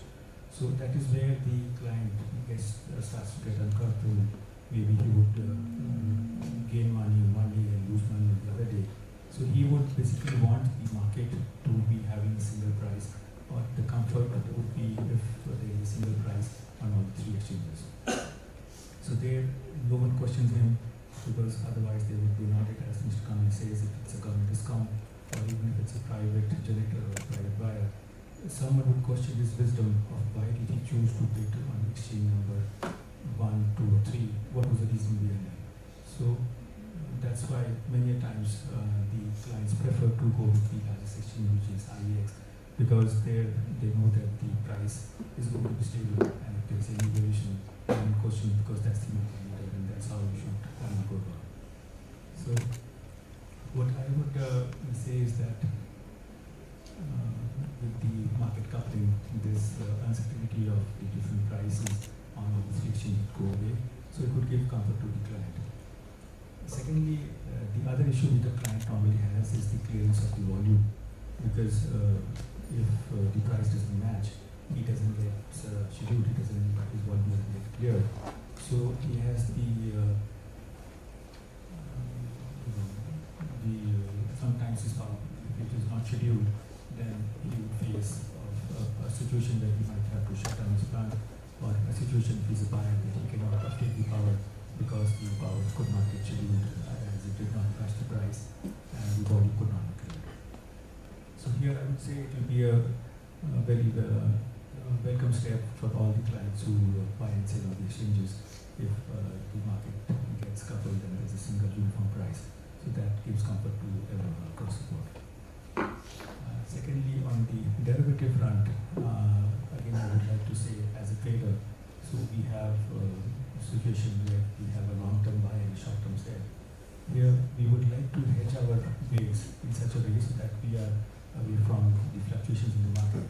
So anything, since this kind of product was not there available until very recently, it would be very helpful for all of these participants in the market, whether they are outside the exchanges or in the exchanges, so they could have a clear visibility of having to have a clear understanding of where the prices are moving in the times to come, which is the short-term market will be the next 3 months, and eventually I'm sure that the market matures, these horizon of the next 3 months could be increased to anywhere even beyond that as well.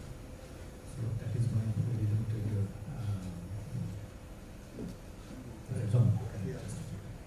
Thank you, Mr. Kapsi.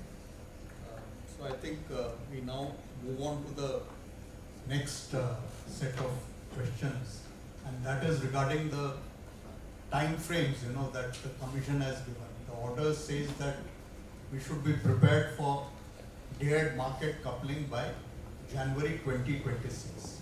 So I would just, address this to Mr. Rohit Bajaj. What is your take? How much time do you feel? Considering that you already have a engine which is running, but for the market coupling, what type of dialogue, you would naturally be required to interact with all the other exchanges also, with Grid India and the Commission.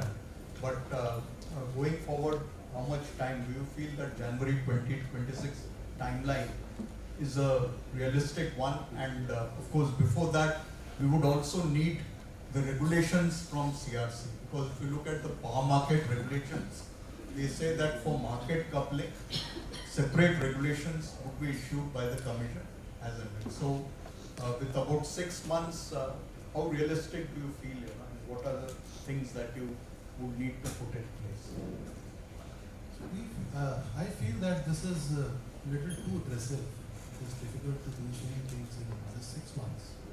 In fact, as you rightly said, regulation itself is not there. There is a process to it. We must have draft, and then stakeholder consultation will happen, public hearing will happen, and then it will get down to the final regulation. We also need specifications for algorithm. Today, all the exchanges are using different algorithm. What we want to adopt, what is the right way to go ahead. So that specification will also need time. And then we have to create algorithm which is, we can say, production grade.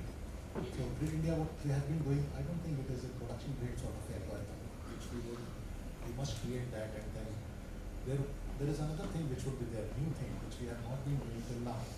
So there would be exchanges, settlement between the exchanges. Now that's again a new thing, and no clue as of now. We must have the regulations and then all the system in place that it can be done seamless, because exchanges are required to pay to the generators on next day itself. So it has to be seamless thing. Harmonization of bid structure, that's another thing.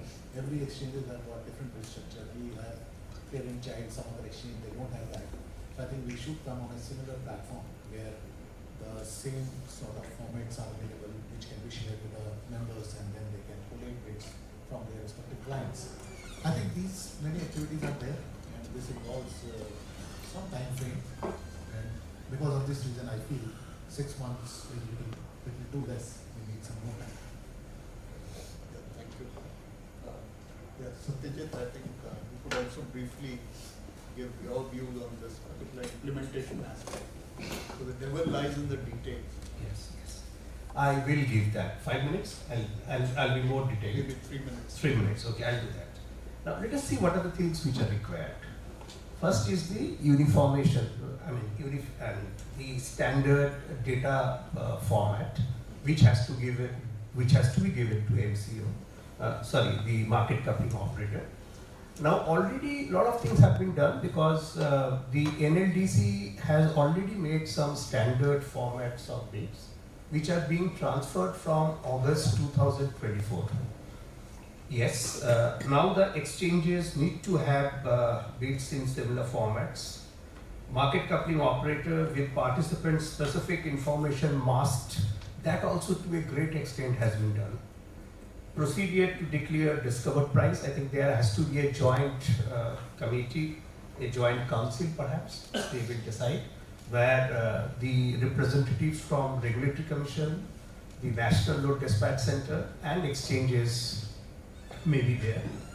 It has to be also a format for transaction results and formats and procedure for inter-power exchange sharing of information, scheduling and dispatch of power, and of course, most importantly, which learned friend Rohit has talked about, is the settlement of obligation. That also has to be done between exchanges. There is one very important thing which is very important here is the risk management system itself. Deposits and payment security with one power exchange may be given fungibility such that they can be used as a collateral for putting bid in any other exchange. I think that's a very simple thing. There are already procedure available in financial market that can be used. With increased RE penetration and BSES EVs, I believe that I fully agree with Rohit that we have to work on our platform. Essentially, the platform, how the price is discovered. We may opt for more, I would say, the advanced technology. There has to be which I talked about, risk management, which shall incorporate monitoring of members and clients' margin limits, obligation system, settlement process, surveillance system, even some robust default handling process.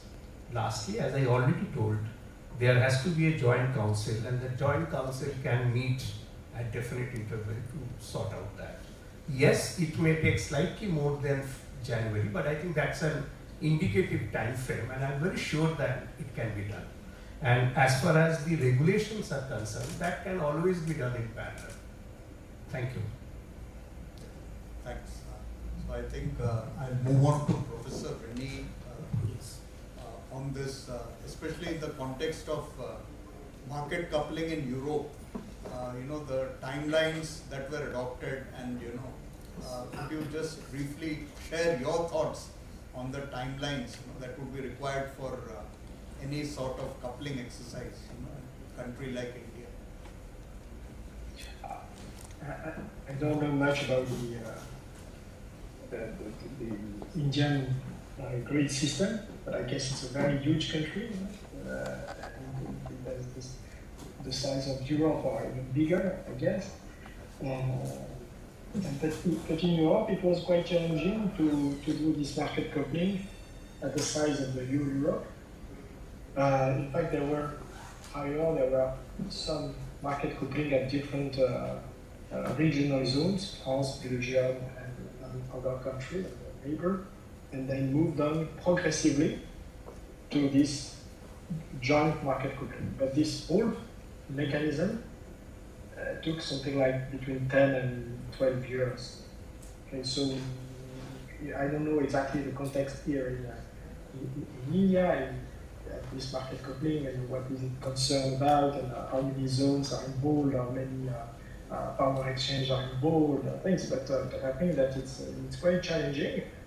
But nevertheless, it's a first step, and then you can move to other things. But we are August 2025, and if you have to be completely coupled in January 2026, I guess it's quite challenging for the stock, for the power exchange, and so that everything runs very smoothly, and then there is every day the prices are being set, and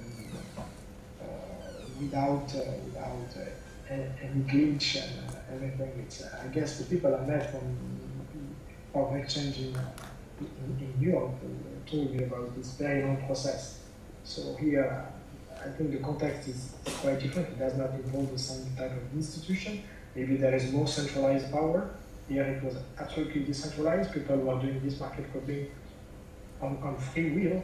There was kind of regulation, but nevertheless they could have done some control. So I guess that here maybe you have more centralized power, which allow a tighter schedule, but at the same time it's always a challenging, challenging agenda, I would say. Thank you, Professor. Definitely in India, it would be much more simpler than Europe, because Europe had different markets in different geographies. In India, from day one, we went for a single market, which is unified, and it's split only by exception.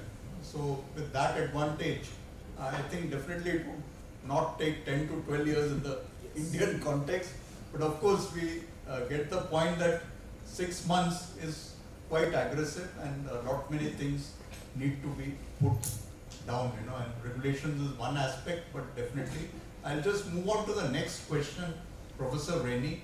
While we are on this, because governance structures, they become very important, for such a big reform like market coupling.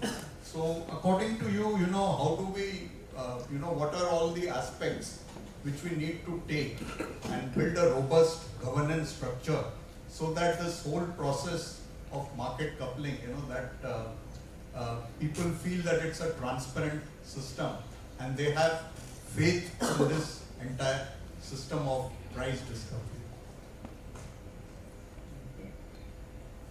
So in Europe, I would say there is separation between entities, meaning that those who are public entities, who are regulated entities like transmission system operators and distribution system operators. They have a very fixed role, and all their payments are being regulated.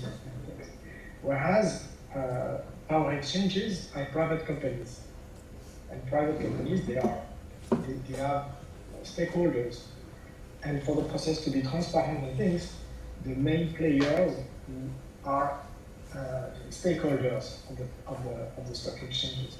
So big utilities and big consumers, they have shares of this power, and so they are on the board, and so they can set their point of if the price process mechanism is transparent, is it fair, is it not manipulated, is it transparent, and things. So they have access to that, and they take part in the discussion of every modification of the algorithm, and also on every decision that would make a change in either the price cap, the timing, and things like that. So I would say that for a robust organization, I think you need to have boards where every player, every stakeholders of the Indian grid system can have its word on the table to say if these things fits its requirement. I think this is the main I would say, key factor for success in this type of organization. Nobody should have the impression that things are being done in his back and at his detriment, and everything is done for the best interest of everyone. Thank you, Professor. I think I'll move on to Satyajit on this governance structure. Your thoughts on this particular issue, which is so very crucial to implementing such a major. I fully agree. Governance structure is very important. Now, because Professor Saab has said certain things, let me clarify that already the regulatory. Already in the power market, the Central Electricity Regulatory Commission has got a lot of governance structure which is already in place. Like nobody can just take the equity of power exchanges at any limit. There are restrictions on that. Any trading company or any trade utility cannot take more than 5%. And promoters can take maximum 25%. That is what is the present regulation. I think CRC may look into that further on governance structure. Secondly, now that derivatives have come, and yes, I think both SEBI and CRC has to have, if I can say, better surveillance tools. Maybe on every market product, there may be better surveillance. I would say that along with that, this will take more time compared to the process of the other things which I was talking about. Because even the Indian Companies Act has got certain mandates. That also needs to be changed perhaps. Lastly, I would say that, just to tell this audience, see, market coupling is not unique in our country. It is already there. There is one thing which we call it as TRAS. And in TRAS, there is already a market coupling. Okay, in tertiary, already the bids are going to the NLDC and they are coupling with all the bids. So this is nothing new in our country. It is happening, I think, since last 2.5 years. Yes, liquidity is not there much, but it is happening. Yes, governance structure needs to be looked into, and we need to see that the transparency and confidence of the people remains on the system. That's I would say, perquisite for a successful implementation of market coupling. Thank you. Mohit, anything you wish to add other than what has already been covered? No, I think governance part already been covered. We have quite a robust mechanism in the form of PMR which is there. But yes, with the coupling thing, probably few more things would be required. Definitely it will be needed. Surveillance is another area where we can move towards real-time surveillance sort of thing, which has been done globally. And on the one comment on the last point which Mr. Pambali mentioned, we do collate bids for TAS and pass it on to Grid India. But it is only one side. There is just price being quoted by the generators. These are not two-sided curves. There is no demand supply price, number one. And number two, this is important. We have seen in last 15 years, 17 years since exchanges are there, only one product failed to take off. It is zero.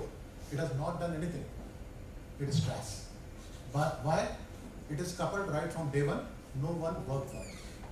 Thank you. Yeah, so LCG, as a end user, I just had one last question.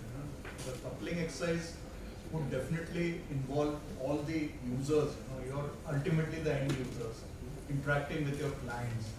So from your perspective, what all things need to be changed at your end and, and your interface with the different exchanges. Anything on that? Yeah. So on our end, I don't think we need to change much because the change course is being undertaken by 3 exchanges by coupling things together. What we need to explain or make our clients understand is that they don't need to worry now. All they need to understand as we are bidding on a single exchange, everything gets passed on from there on to the exchanges and vice versa. When the results come, they would get the benefits of having the coupled bid with more clear volume and single prices. So that's going to be a win-win for the customer that will be paying. Yeah, thank you. So I think we've had a round of questions. I'm sure the audience would have learned a lot from the different panelists. I think 2 quick questions you would take. I think to be fair, let's take the online participants, if there's any question. Even it will be difficult, I don't know whether if somebody from this hall can ask. Yeah, that will please. make the thing quicker. Yeah. Otherwise, we will try to send the questions. Right. I think, I don't think anybody is monitoring that, but I thought that since the online participants have been quite patient, anything, any question? But meanwhile, we can have one question from the audience here. I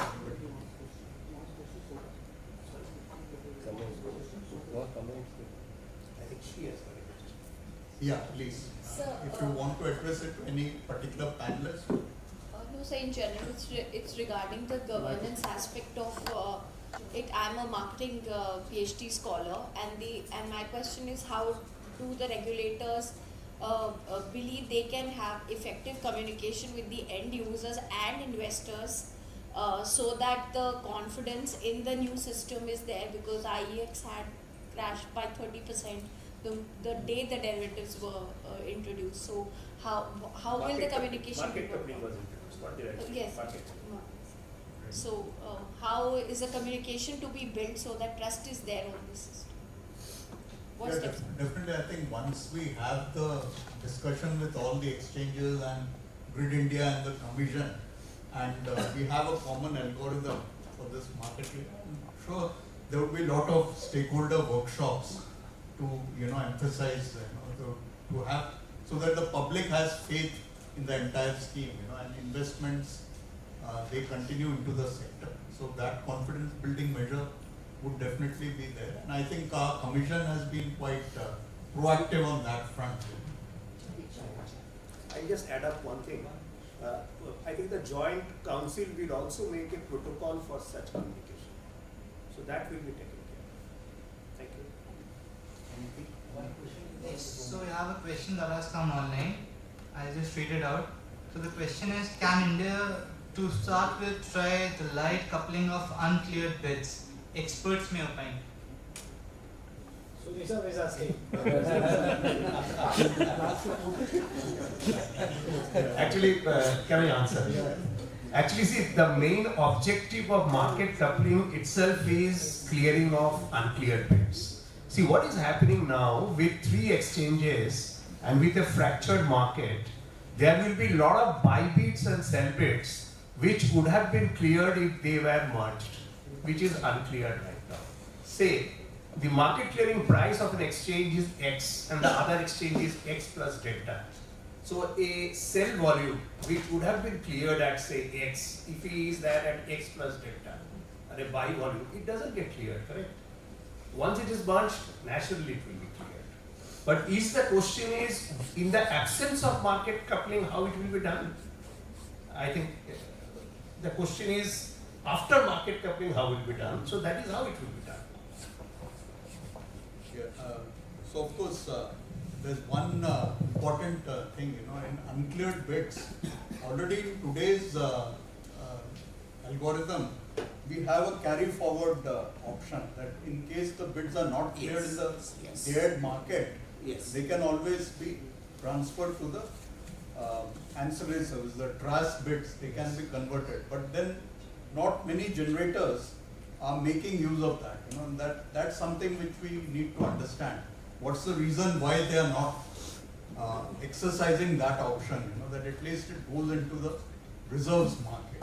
No, not only that. See, after DAM, there is another market, is the contingency market, which is available for those bids to be cleared. Even the present system operates it. See, the DAM gets over by 5 p.m. and after that, the contingency market operates. So that option is there also, even now. Can I? Yeah. So what do you think Mr. Suni is pointing at is? Yeah. So what he's saying is, if I'm wrong. Can I ask a question? And this is to Rohit ji, and maybe anyone can answer. The basic problem that is basically necessitating coupling as one solution is that there are some unclear bids, and the presumption is that if they were all bundled and coupled, they would get cleared. Now, this means that today there are some uncleared bids on the sell side in one exchange. There could be some uncleared on the buy side as well. What if there is spillover after some time on a day-ahead market, and the spillover then gets transferred to the exchange where the uncleared bids are more? So the reason I'm saying this is practical, can start from tomorrow, and the reason I'm saying as one solution to coupling is that we all know that the strength of a chain is the weakest link. So if we have a coupled market, there is going to be somewhere or the other the system of one exchange gets connected to the other exchange, and if there is some bug, some problem, it'll affect the entire exchange market of India. So at the same time, the concept of competition, as one said, will NSE and BSE agree to couple? And if that is the case, then in the first place, why did we have more than one exchange? Sir, I'm very sorry to interrupt, but actually we are running short in time, so if you can just... So this is my question. Why can't we look at a simpler solution of spillover of the uncleared bids to the other exchange where they get cleared, so that the attractiveness of one exchange is not lost just because it is a majority, and therefore there are audit got it. issues. Let me try to answer that. See, this is a very good suggestion. By doing so, we are not compromising on the competition, we are not compromising on the innovation. The present system will continue. At the same time, whatever surplus is there in the system, in one exchange or other exchange, that will also get coupled at some point after in the next stage, and we will take juice out of that as well. So what we are trying to do here is, we are running exchanges, we are giving autonomy to exchanges which are there today, and then taking out or bringing out all the uncleared ones at a platform where everything is coupled. So it is independently also working, then coupling system is also working, and then the things are getting fully optimized.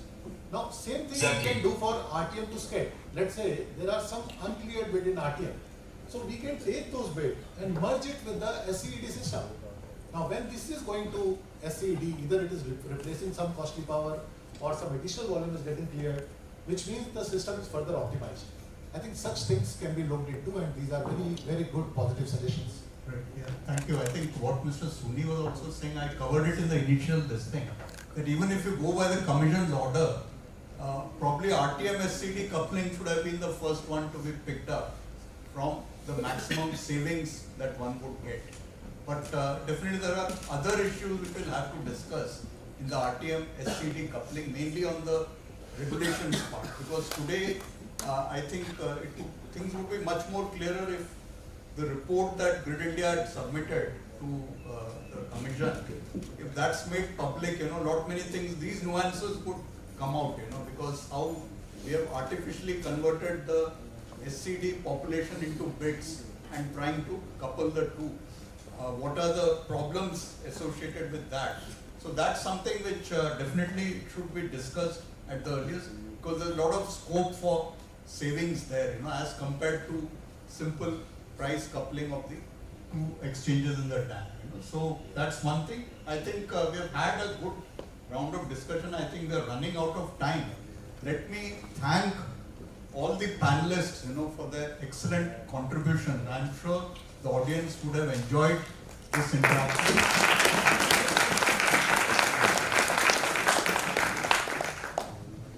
So now we conclude the first panel discussion. Thank you so much to our respected panel members for such an illuminating discussion. I would now like to invite Professor Rajiv K. Mishra to felicitate our distinguished guests and speakers.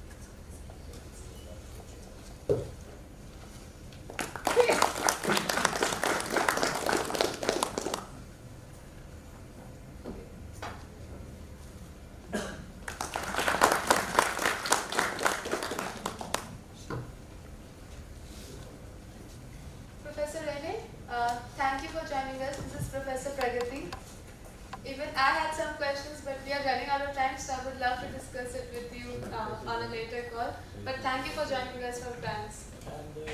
Thank you, Professor Ren. And I'm really sorry we can't send you to Momento in such a short notice. But thank you so much. Thank you. I stay. I don't leave. I'd like to, yeah. Thank you so much, Professor.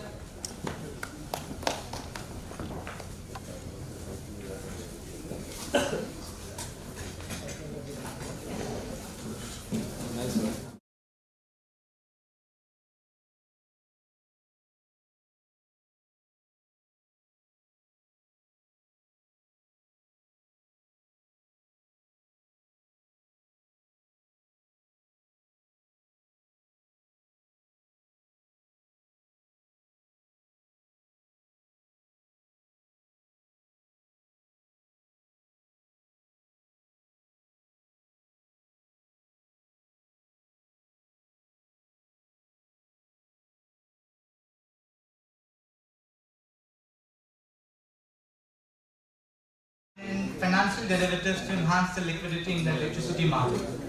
I would now like to welcome the panel members for this session. The session is chaired Professor Rajiv K. Mishra. Professor Mishra is a veteran power sector leader with 38 plus years of experience across NTPC Power Grid and PDC India Limited, where he last served as CMD. He has deep expertise in power markets trading, renewable integration and grid management, and has held key industry leadership roles while authoring foreworks in numerous technical papers. Please, sir, now I welcome you.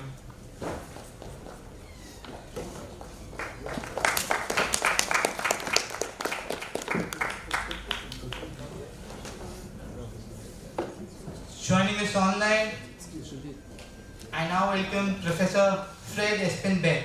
Professor Berg is a professor of mathematical finance at the University of Oslo since 2002 and specializes in mathematical finance, energy and commodity markets, insurance and climate systems. So thank you for joining us online, Professor Berg. I hope I'm audible to you. Thank you, thank you. So you can hear me? Yes, sir, yes, sir. You're loud and clear. Thank you. Yeah, thank you.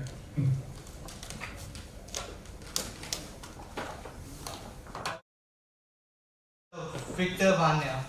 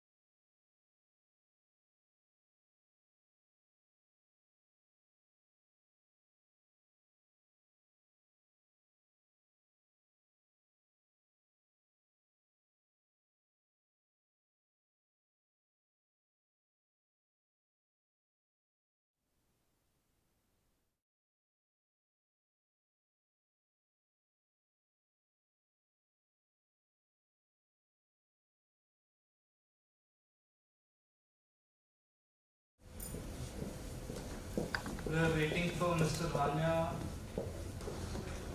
Maybe you can start with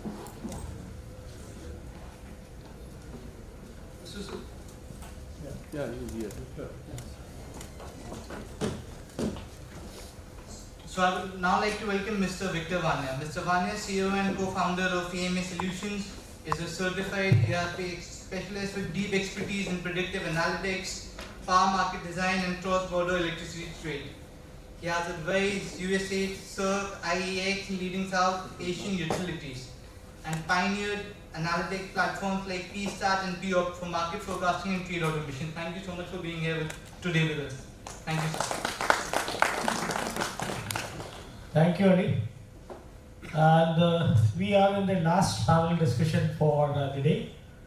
It was a wonderful day with the first inaugural session where we had the apex officials from Regulatory Commission, that is Chairman Regulatory Commission. We have the senior most authority, that is Chairman Central Electricity Authority. We had the Chairman of the system operator, that is Grid India. And we, in the first panel, we had the market participants and the chair was the ex-chairman Grid India. So we had 2 rounds of wonderful discussion on the aspects of market design and how it has taken shape in last 15 or 17 years. Because why I'm mentioning 17 years is 2008 was the year when the 2 exchanges started. And the 2 exchanges came with only one product, that was day ahead market. Let me try to make it more simple so that I can then come to the stage why a derivative market is being introduced after almost 17 years. Physical delivery market, for we expert or people who are operating in the electricity, is a very simple subject. What is physical delivery? There are generators, there are consumers or distribution companies, what we call source and sink.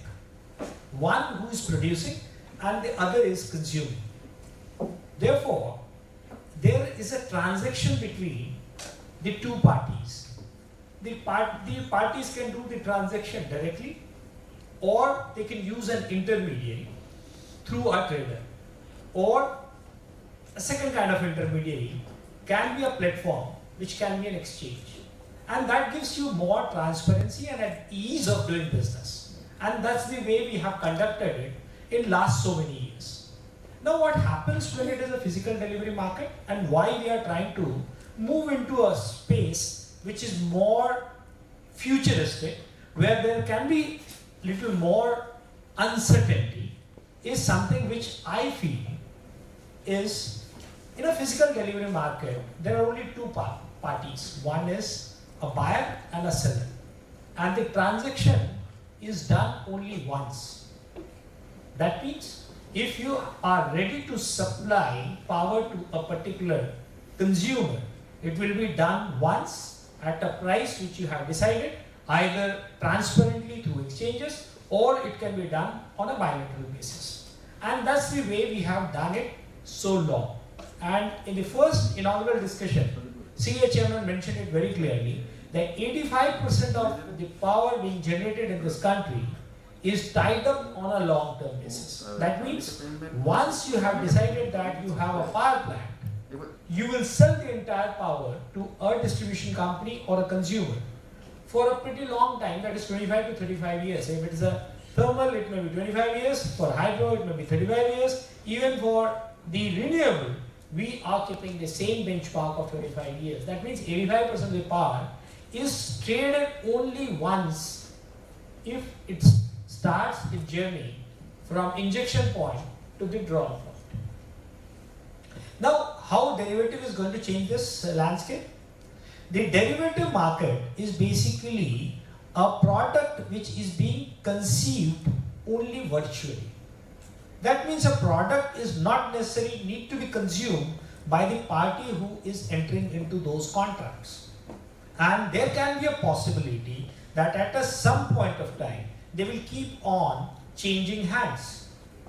So the difference, what is the liquidity in Indian market and what is the liquidity in a European market or a Nordic market is multiple times. I mean, in Indian context, the total size of market, what we discussed, 238 billion units being traded either through exchanges or bilateral contracts, are giving you a revenue of 1 lakh crore. That's the number which I got from the CRC side. So that's the number we are trying to discuss, and we are trying to find out whether this 1 lakh crore can increase to 8 lakh crores or not. Internationally, globally, I have Professor Espen, and I would like to know more from him that in international market, from the generation to the final delivery, what is the kind of multiple they have when it is being traded in the market. And to get that kind of depth, are we ready for bringing some kind of a new products or not? So we have two experts from us, one who is running the commodity exchange MCX, and Mr. Ashish is specialized in electricity commodity market. Mr. Victor is taking care of the business side of it, or the exchanges, platforms, the forecasting tools, the modeling part of it in last so many years. Now he is trying to develop the tools for the derivative market. So his insights, and last but not the least, the most important one, Professor Espen from University of Oslo. And before I ask him to speak on this subject, let me tell you, Professor Espen, that I have spent few years in Norway, in Trondheim, and I enjoyed my stay there, and I could learn a lot about the Nordic market when I was there in Trondheim.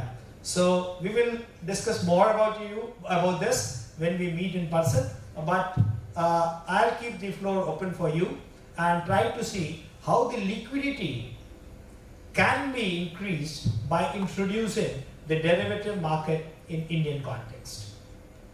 Professor Espen. Thank you. It was very nice to hear that you have visited Norway, and Trondheim is a beautiful part of Norway in the middle. So I'm sitting now in Oslo, which is in the southern part of Norway, and we're still enjoying a little bit of summer. So I was, when I was asked to be in the panelist by Professor Pragati Priya, thanks for inviting me. I got the impression that I was supposed to create some slides or some presentations. I'm not sure if I should actually do that or if I should go on with Professor Espen, you can still use that. I mean, before presenting because I have my colleagues on the panel who also would like to make a small presentation. But before that, for the introductory part, I am asking a very specific questions, and then we will go to your presentation part.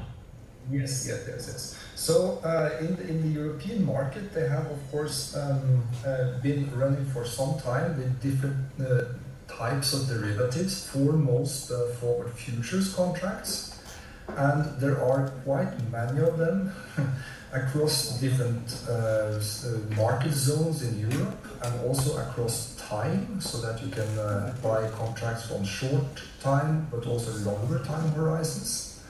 And according to what I kind of gained from insight in the market is that there are quite different liquidity aspects with these contracts. So some of them are quite liquidly traded, whereas others are maybe not so liquid. So these are things that maybe it's worthwhile to take into account, that these products maybe need to live a little bit in order to understand what is most attractive for the market. They have also tried other type of derivatives on the volume risk to cover for weather risk, and they have not been really successful either. But maybe I will come back to that in my little presentation, if I may. But so far, my kind of preliminary conclusion is that there are very, very many different futures in time, but also in space, if you like, in terms of market zones. And they have different liquidity. Thank you, Professor Espen. We will come back to you with more on your presentation. Now, for the first take, I'll go to Mr. Ashish. And before he finally goes into the product, what they have introduced in the market, let me understand from him whether the Indian market is mature enough, or the capability of the professionals who are managing the market, are they ready for using this as a service and a product?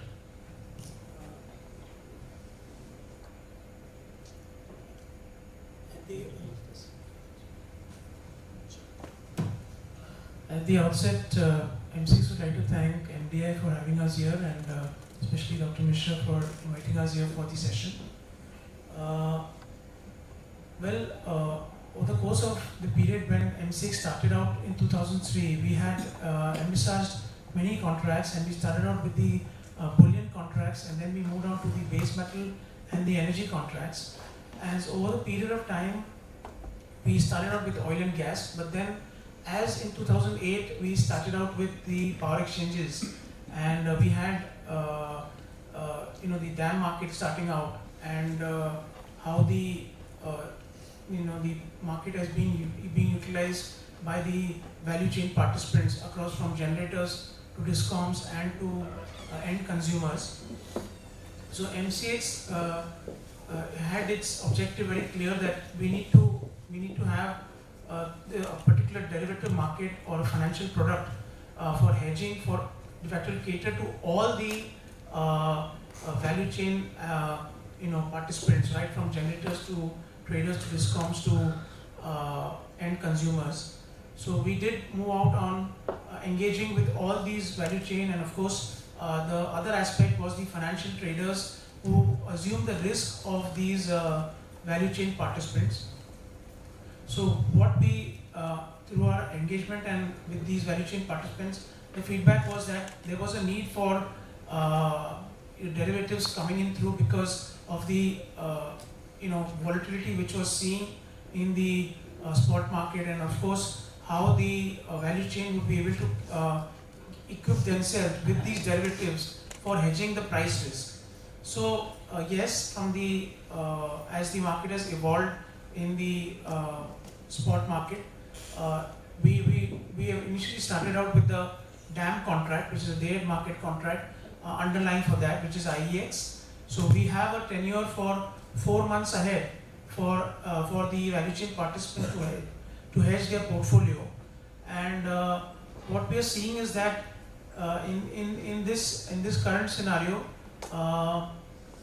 the generators would also like to partake of this benefit. But over the period of time, as the market will evolve, as the volumes will come on board, then we will see that how these the value chain participant can benefit from this contract to address the volatility. So that is what Mr. I would like to submit here on my engagement with the value chain. So Victor, now I'll come to you, and you have seen the Indian power market growing, and we have also seen how the shift from one market to other. In the last panel, we have seen that the market coupling can bring some uniformity in the market discovered price. But at the same time, there were several products which has been launched at different point of time. Like it started with day ahead market, then in 2020 the RTM market came into being. Then there were several other products like GDAM market, then the high price DAM market. Some of them worked, some of them didn't work. At this point of time, we are trying to introduce this, which CRC chairman himself made it very clear, that we were trying it for the last several years, almost 15 years, and then finally the SEBI has given go ahead for this product. So in this journey of product development, whether you feel that this is the right time or the matured market design to introduce this product at this point of time. Yeah. So I think we're already late in introducing derivative market. I would have introduced quite a while back. Yeah. So we would have introduced these electricity features quite a while back. The reason is that I think if you look at last 10 years, the share of short-term market as such remained the same. It's around 10%. Even though the pie has increased, the percentage remained the same. So that's because there is some kind of volatility which we see on the generation side as well as demand side, and that is on a day-ahead basis and on a real-time basis. Participants see that uncertainty and then come and trade on or do that adjustment on the day-ahead and real-time markets. But the big problem has been because you have price certainty with the other segment, other 90%, but this 10% doesn't have price certainty. And I think that is where these derivatives will help in hedging their risk, locking the price. And that's a required tool for participants to have confidence in any market, because they should have price certainty through some of the other means, and that's where derivatives are coming into play. And as such, if you see the competitive side, though the percentage has increased, the number of players more or less remain the same. If you look at on the buy side, you see 7-8 players taking around 70-80% of the volume in the day-ahead market. You go back 10 years, it's the same. Even now, it's the same. So I think on the competitive front, there's something more we have to do especially on the buyer side. But otherwise, derivatives are an essential tool, and I think would have done maybe 10 years, at least 10 years back. So my second round of questions, I'll go for that, and that is the most important one: how renewable integration and the uncertainty in the market, the pricing, how the zero pricing, which we have seen for the first time, all has impacted the power market design, and how it's going to give some kind of impetus for investment in this sector. That will be my last round, but before that, I would like all the three panelists to present their views on this. I'll start with Professor Espen, and if you are ready with your presentation, Professor, please start that. Yeah, so I will try to share my presentation here. Can you see my presentation? Yes, it is clear. Yes, we can see that. Please. So, yeah, the first slide is, that was the title given. So I'm not sure if there are any lessons for India here, but probably not any global experience either, but a little bit of experience from the Nordic and from the European markets on electricity derivatives. And you can see my second slide now, I hope. Yeah. Yes, we can see it very loud and clear. Yes, and just to be sure that you see the same as I do. So I tried to make some description on the share of renewables compared with carbon fossil fuels in Germany versus India. So I have to admit that the Indian numbers are calculated from some website that I was lucky enough to find, so maybe they are not accurate, but at least you have a high share of coal, I believe. And as Norway, you have a high share of hydro, although we have a much higher share than you have in India.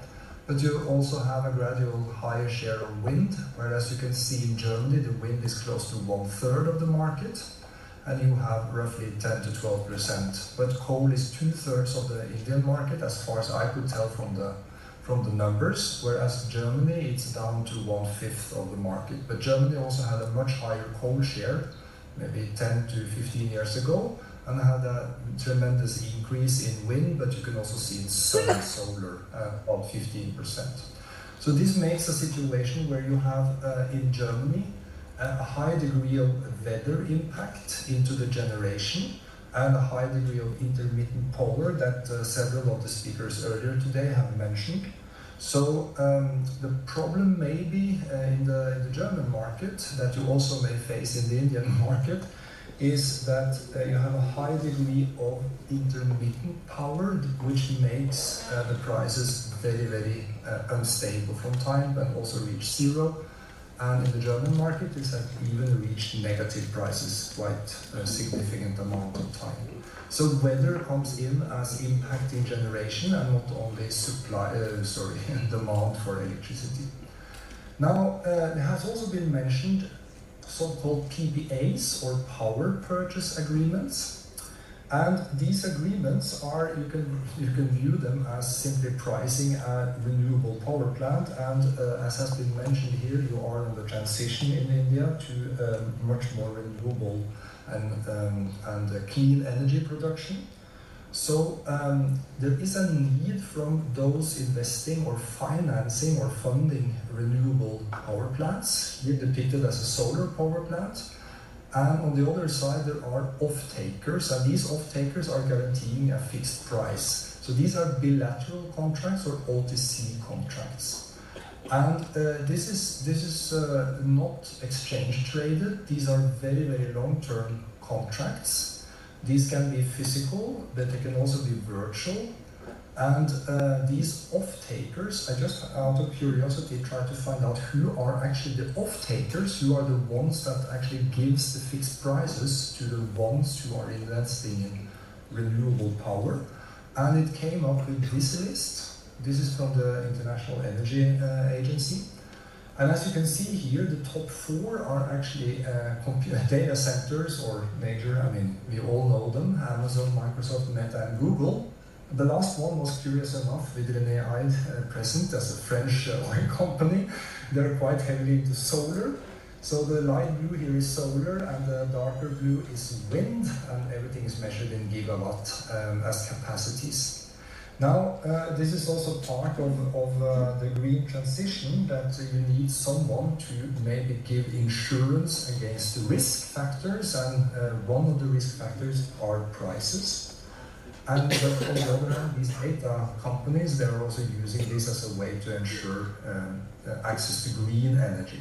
So, kind of word of warning, when you install green energy, it doesn't necessarily go to the public, it could go to data centers, as it has happened in Norway, by the way. Okay, so there are these things that we are discussing now, futures, forwards. So in the European markets, the several markets that has been mentioned in the previous panel, there are several exchanges, and they are all basically having a spot market, which is the day-ahead prices. On top of these spot prices or day-ahead prices, they have futures and forward contracts. As you can see on the plot here to the right, this is just a snapshot, very old one, where you can see the dotted lines are just theoretical prices from some kind of analysis we did, but the red ones are the closing prices from the market, and you can see that the red lines, they have different lengths, and this is according to different delivery or settlement period of the futures. You have day, week, month, quarter, and yearly settlement. So as we have learned now, the Indian Energy Exchange, where I could find some information, have a term ahead market up to 3 months. Whereas in the European market, now recently they have launched yearly contracts up to 10 years. And the reason being that they try to facilitate hedging of these long-term renewable power plants, solar, wind power projects. And also to give price transparency and price predictions, forecasts, that has also been mentioned by earlier speakers. There is a difference between peak and load contracts. So peak contracts are during the daytime when the demand is at its peak. I guess you have warm weather in India now. I could see that the weather forecast here in Oslo, read from here in Oslo, the weather forecast was above 30 degrees in New Delhi area, so you have much warmer temperatures, so that will be peak demand for cooling, I guess. And load settlement for load contracts are 24 hours, I mean for the whole day, including the night time. Okay, so also what you have in the European, the US markets, Australian markets are call and puts options on the future, so these are insurance contracts on the futures prices, and the futures prices or the futures contracts are also insurance contracts on the volatility or the price variability of the underlying base prices, the underlying spot or day ahead prices, if you like. So it's just on the top right you see the payoff of a call option on a futures with a delivery settlement period. And there is a fixed price then on the futures, which is the so-called strike price, capital K. In the Nordic market, that was also mentioned by one of the speakers earlier this afternoon, there was the need for contracts for difference, CFDs, and these are futures contracts that is written on the spread between different price areas. And we have them in the Nordics. So what you can see in the middle to the right is actually graphics over Norway and the 5 different bidding zones of Norway, or the 5 different market zones, and labeled as number 3. That is actually the zone that includes Trondheim, the place where you visited, and 1 is in the Oslo area and the surroundings. But these contracts for difference, they are called electricity price area differentials. They are actually a way to hedge the price differentials between the different bidding zones.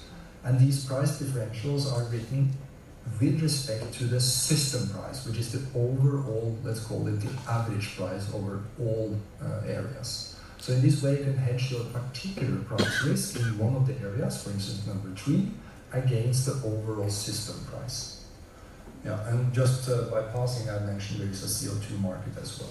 But one point that I think is maybe interesting to mention here is the so-called cannibalization risk that comes into play when you are gradually transitioning from more coal-based power generation into a renewable power generation.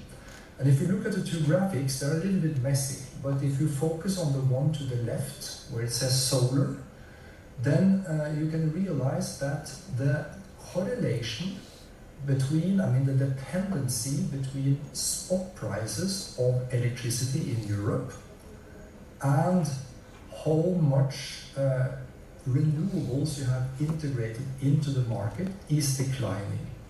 So the different colors are just different market zones or different markets in Europe. But you can see on the left-hand side plot a clearly decline from a positive correlation between spot prices and solar power production in around 2010 down to 2022, 2023, where the correlation is negative.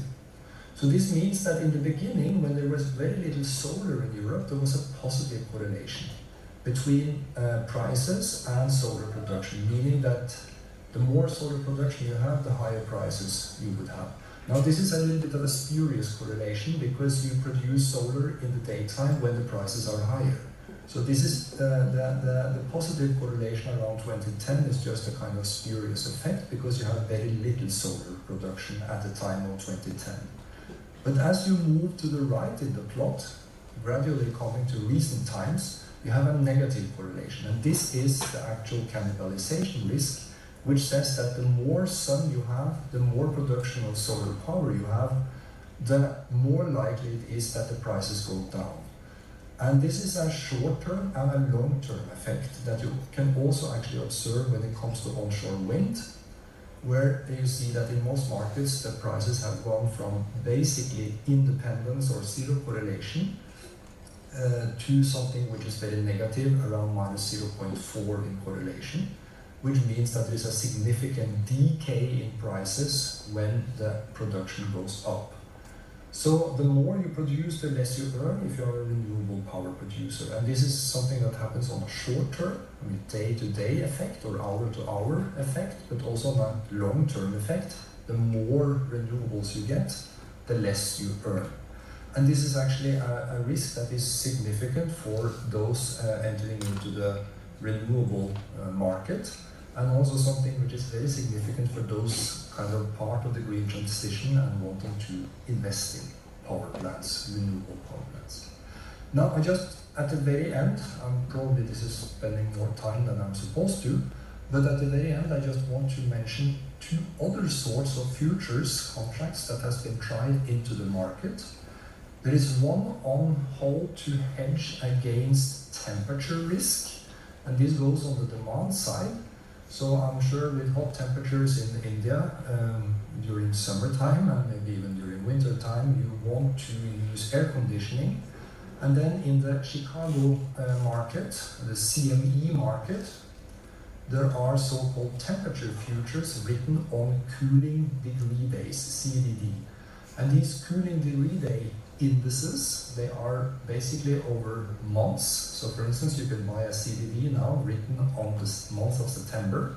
Unfortunately not for Delhi area, but you could do it for most US cities.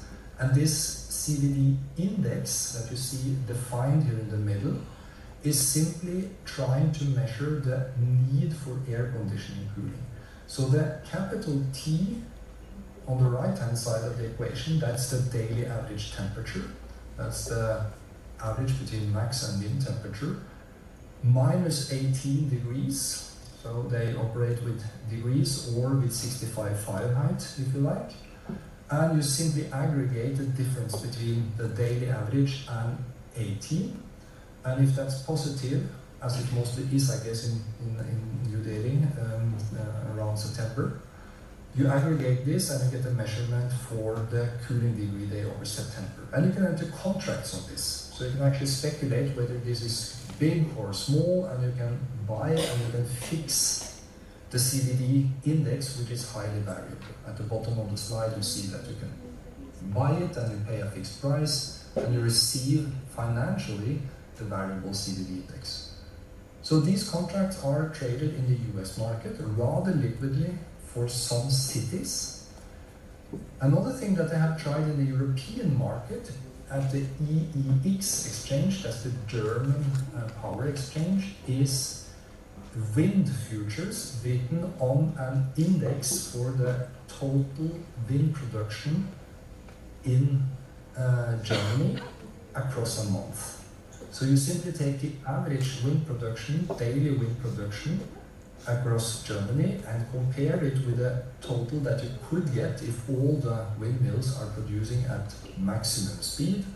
And then you get a percentage, which you see on the plot on the right here, as depicted between 0 and 1. So 1 is 100%, you never reach that, but you're basically around 30% all the time of total capacity utilization. and you take the average of this across a month, and you get simply the index. And you can actually also buy and sell futures according to this index. This is something they tried out. It's something that is not officially said it's terminated, but you have a hard time to find it now at the EX web page. So this is a kind of thing they introduced into the market without too much success. But it's a way to hedge wind production risk. They tried the same thing in the US 20 years ago without any success either. So that's my rush to do the presentation and my slides. So then I leave the word back to the panel. So thanks a lot. Thank you, Professor.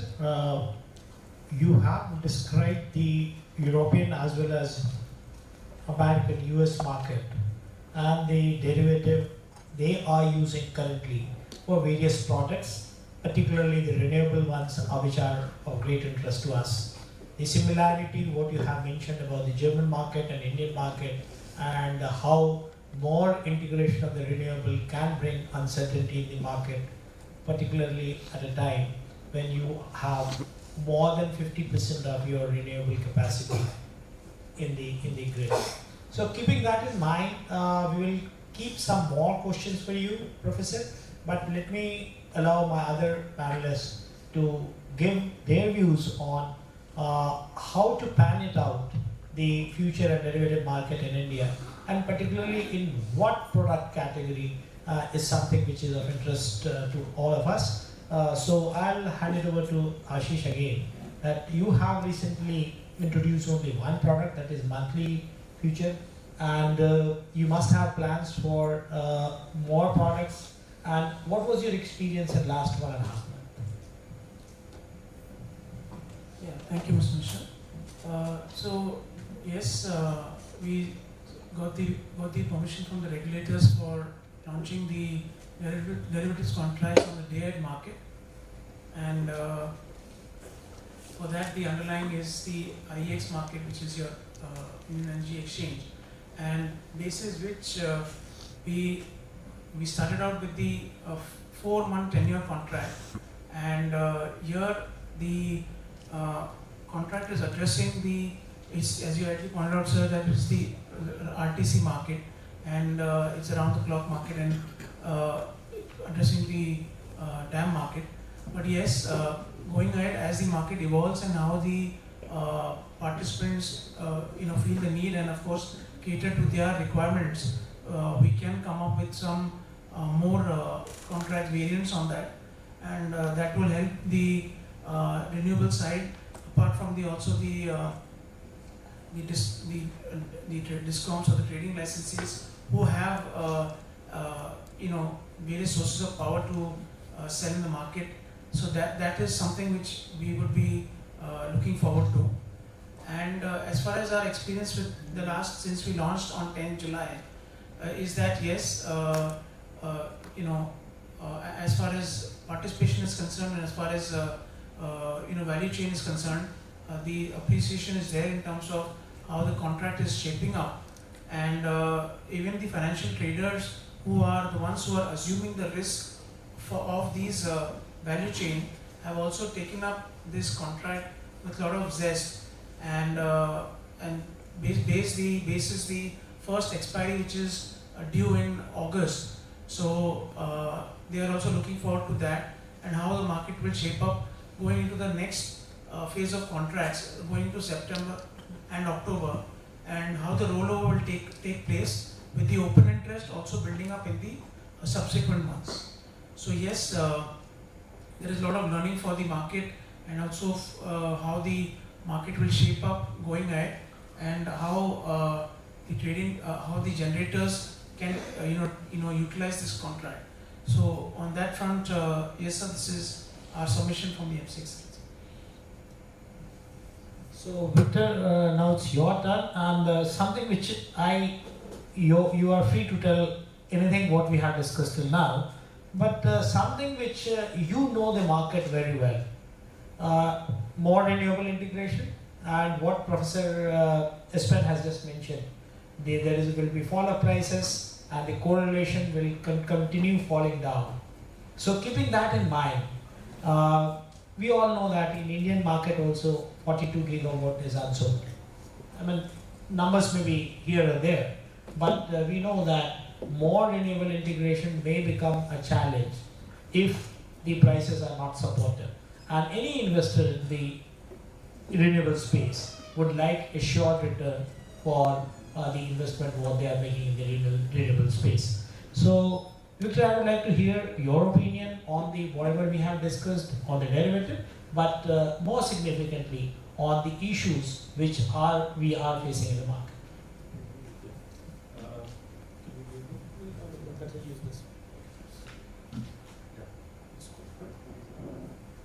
So one point to add to Ashish is, I think right now the volume, daily volume traded on both NSE and MCX is higher than the physical market.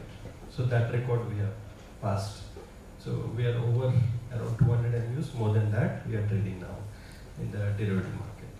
So to add to the, again, if you look at the trade from the last 1.5 months, so we see that there's quite a lot of liquidity in the market, but most of the participation has been from speculators, not the physical market participants for hedging. So that segment is missing as of now in the entire market. Again, for them, for the physical market participants to come into this segment, again, there are a few challenges. One, I think the basis risk as of now, given the kind of contract structure is there, that's high. The reason is, again, we have a round-the-clock kind of a contract where day-ahead market as such is not made for round-the-clock contracts. It's made to meet the specific or short-term, very short duration requirements. So, and then now we have created a contract. I think that's a good starting point. But now we have to move with contracts which are customized and which will meet the requirements of the RE players. Because RE players, let's say, if you take solar, which is again we have a lot of surplus capacity, they cannot come and hedge their price on the existing derivative market because now we have a round-the-clock kind of contract. So we need to create a contract for day hours for the RE players. And then if you look at the discounts as such, they mostly come during the night hours because that's where we have a lot of deficit coming in. So again, for them we need to have some product which is linked to night peak hours. So that's where only then they will come and participate in this market. So that way we have a lot of differentiations to make so that we have to build customized products which are again catering to the physical market participants so that they are encouraged to come and then build liquidity. Again, if you look at the price discovery which is happening in NSE and MCX, see that most of the contracts or trades are happening in August month. September, October, again the liquidity is very less. And that too, speculators are looking at the current price and taking a position in the upcoming month. So whenever you see that day-ahead price goes haywire, there is some ups and downs happening, maybe due to holiday or due to rains or something, you see that same effect you can see in the August contract also. So though there is no correlation between them, but again speculators don't have any other indication to take or any direction because there is no physical market group in the segment as such participating. So if physical market participants start trading in the futures, I think that is where you see that there will be a price direction and then confidently the speculators also can participate and then there will be incremental liquidity coming into the market. So that's where I think we have to work going ahead. So Professor Espen, I'm coming back to you on the 3 desirable things which in the current market where India has just started the future derivative market, and what are the 3 things which you would like to recommend at this point of time that the players and market operators who are there to get the benefit of the derivative must have, and they should do it before entering into such kind of market? Wow, you asked for 3. That's a difficult one. No, first of all, I think that to link up with what was previously said here is that the participants, they need to ensure some sort of market liquidity here. And that of course means that both parties, the ones, I mean the utilities, the power companies, they need to understand how these products work, but they also need to have another side, maybe the speculative side or the insurance side. And that's of course also facilitated by having financial instruments. But I would maybe, it's good to introduce some long-term contracts also. They should be more stable in price because they are averaging over a whole year maybe, or a quarter rather than a month. But they would also then maybe take care of a little bit of the seasonality. I'm not sure how much seasonality there is in the Indian market, but I could kind of imagine that there is some between summer and winter. But that's one part, and another part is maybe to have market zones. That goes back to the previous panel, to have different bidding zones and also contracts that could hedge between the different bidding zones in order to balance out market price differences. Yeah, I'm not sure if that was an answer at all to your question, but at least so. No, Professor Esteemed, for us or from Indian context, this is the introduction of the market, and what just Victor has mentioned, that only the speculators are now participating in the derivative market. If not the word only, they are the major player right now. Whereas in the European market, you have multiple players with their need, and they participate in the future derivative market depending upon the need they have. So to keep that in mind, and when we want to enlarge, I mean, one very positive thing which Victor has just informed all the audiences, that although it is just the beginning of the things, they have crossed on certain day the physical delivery market. That's what we are confident that the liquidity is increasing. So that in mind, not only the speculators but other market operators also need to take part in this, particularly the renewable ones, where there is a bottleneck, what we have seen in recent times, that if they don't get a long-term physical delivery contract, the investors are not keen to put in their money. And if there is a hedging market or a future market which is available to them, certainly there is another way of bringing investment to this sector. So I understand whatever you have suggested makes a lot of meaning in this Indian context as well. So coming back to Ashish, how is the behavior of the participants you have witnessed in the last one and a half months? So as Victor was saying that yes, there is a lot of financial traders who have looked at this contract and started out from trading perspective. But yes, from the generation side and of course the trading licensees, they will also require a little more of participation coming through from the liquidity front.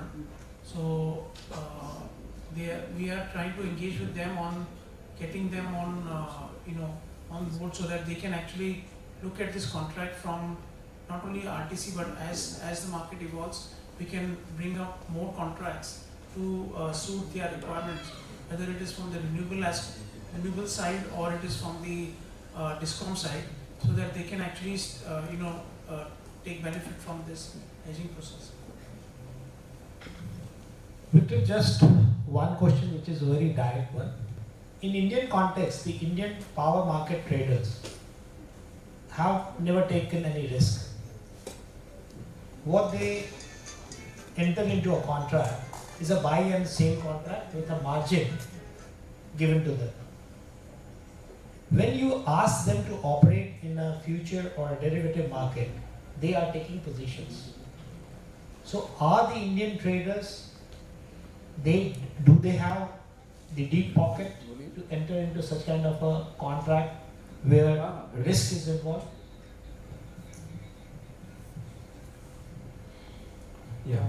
So the way the regulatory structure is framed and the institutional framework is there for traders, I think they are acting still, though we name them traders, they are still brokers. So in the physical power market side, power sector side. So because they just act as intermediaries and then pass on the contracts with each other. Mostly they are in back to back. So neither we have seen anyone taking risk in the current structure where we have the power market is designed at present. And the same thing will flow for derivative markets also. They will act as brokers and then facilitate them to participate in the futures market through, again, maybe they can also be brokers on the exchanges, commodity or stock exchanges, or they will again tie up with the brokers which are already there on MCX and NSE. But their role is limited to that extent, and we see that more active role will be played by the existing brokers of MCX and NSE, where they're already very active in F&O segment, and then they facilitate these trades. And then I think what from our interaction, many of the brokers, I think we had touch base to MCX and NSE, over 1,000 people till now. So there we feel that they are interested to engage more with the speculators rather than the physical markets, because there's a because they have their own set of customer base they are catering to historically, and then the traders in the power sector, their customer base is different and their specialization is different, and then we have to make a bridge between both of them, and that's where I think we have to work more. Otherwise, I think it's difficult to cross that bridge for the physical market players, and then the financial brokers also market for them to come and cater to the power sector. So that's where we have to work more. Supplementary question on again this. Most of the Indian power traders are now one of the largest power trader, although they don't call them trader, SECI, which is the largest trader in the country for the renewable energy. Then NVVN, which is a government-owned company. Then PTC also, to a great extent, a government company.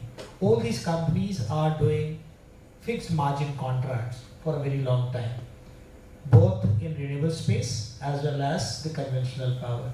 Now, the smaller players, they are not competent, or rather capable of taking much of positions at risk.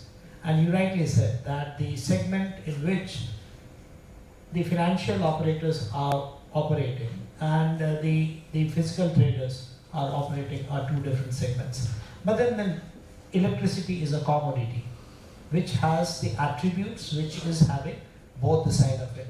It's not that all the F&O operators will understand electricity as a commodity. At the same time, physical delivery traders find it difficult to operate in F&O.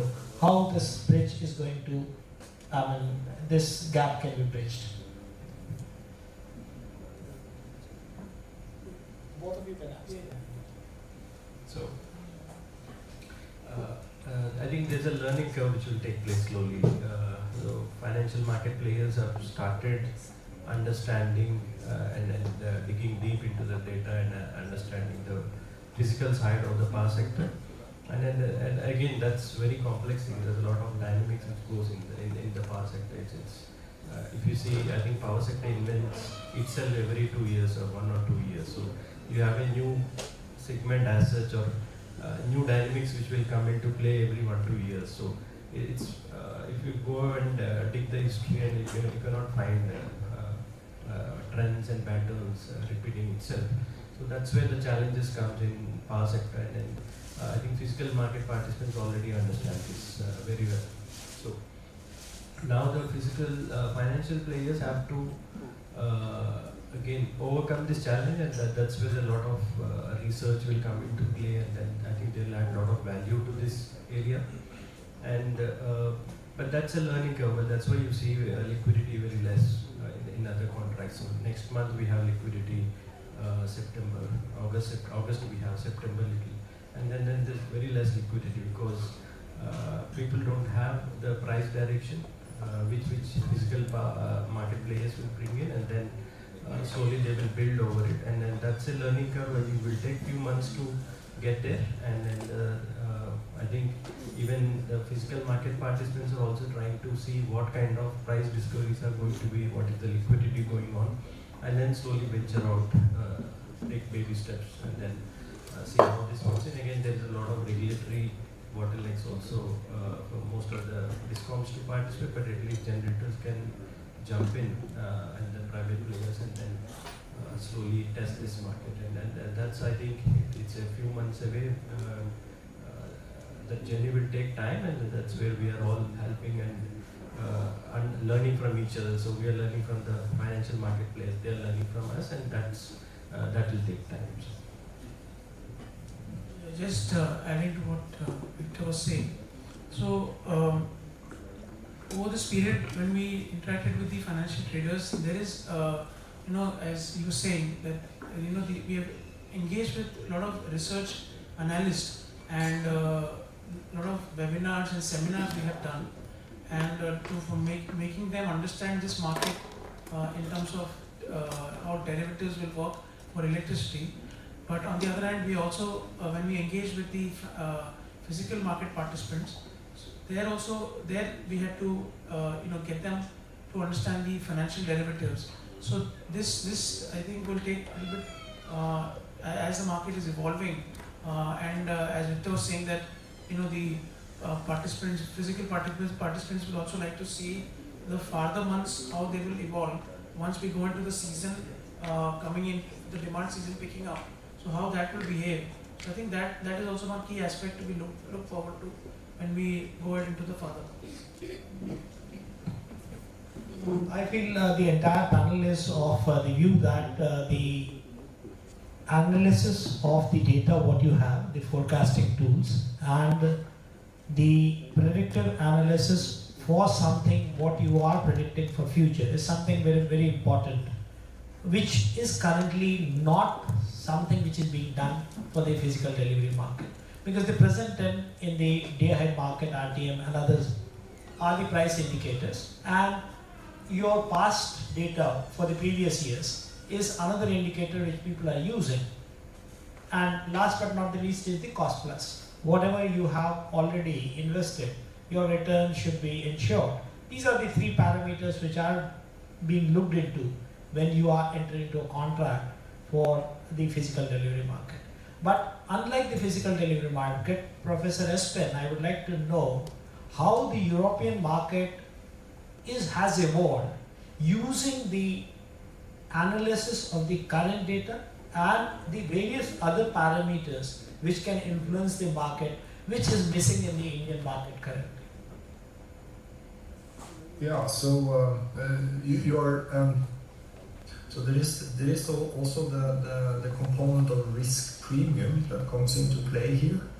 So if you understand these derivatives correctly, they are actually insurance instruments. So one party is taking a risk. So if you enter a futures, selling your power in a futures contract, which is the natural thing for a producer maybe to do, you are swapping your price risk into a fixed price and no price risk, so to say. You have fixed the price. So you have insured your price, but the other party is exposed to the variable price. So that party will then charge a premium for this, and this is the risk premium or the insurance premium, if you like.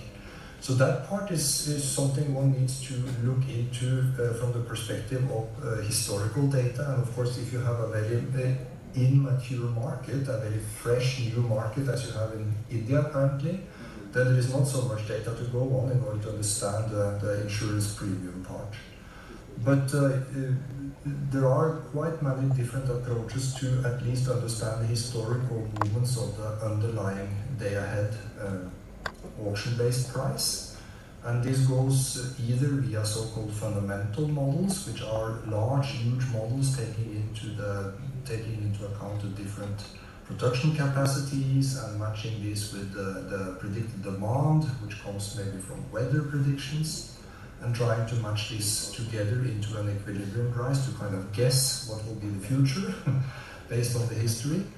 But you also have models which are more statistical, which simply, I mean, to the other extent, simply ignore the fundamentals in the market and just look at the historical data that you have observed and try to reveal the statistics of these data. And then, of course, you have things in between in order to say something. And quite typically, one kind of benchmark to get an idea on whether it's attractive to go into a futures contract or not is to look at the predicted spot prices or the predicted day-ahead prices. So then, of course, you need to have some underlying model maybe, or some way to kind of say that these are the predictions. And these will then also tell you to what extent your predictions are out of line with the actual market prices.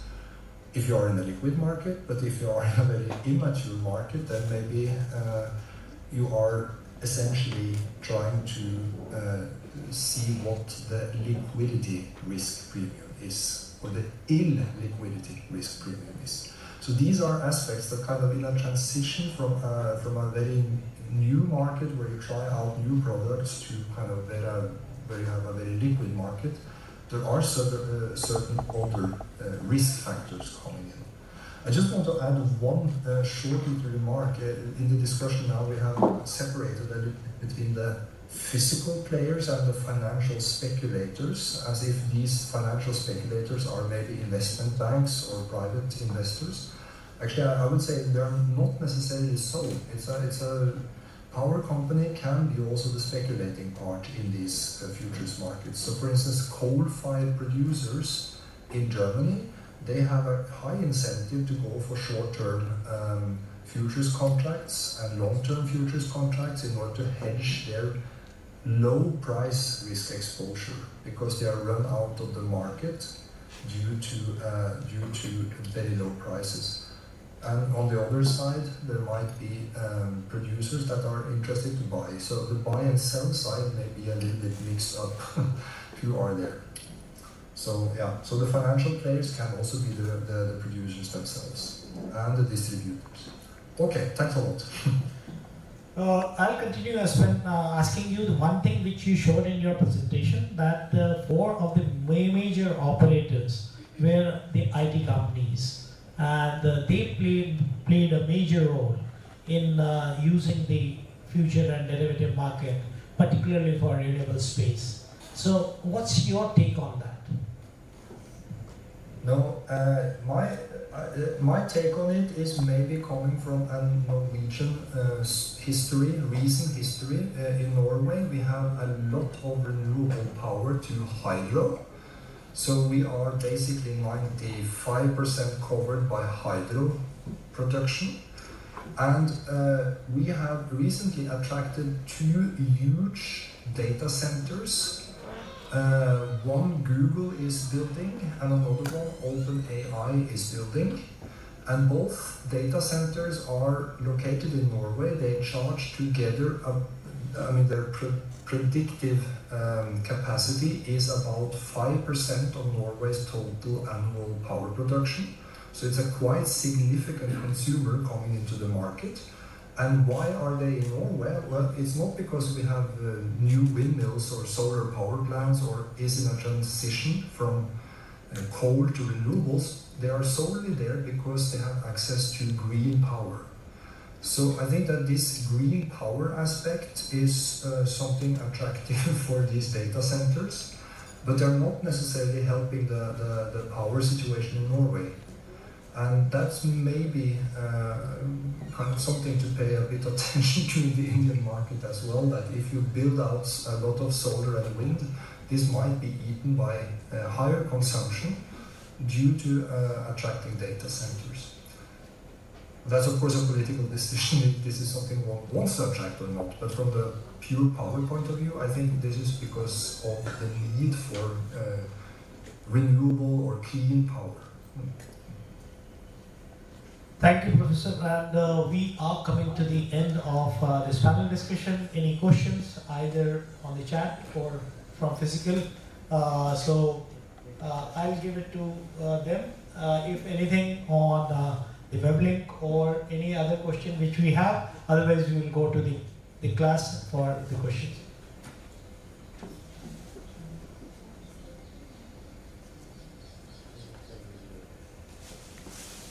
I've just posted a.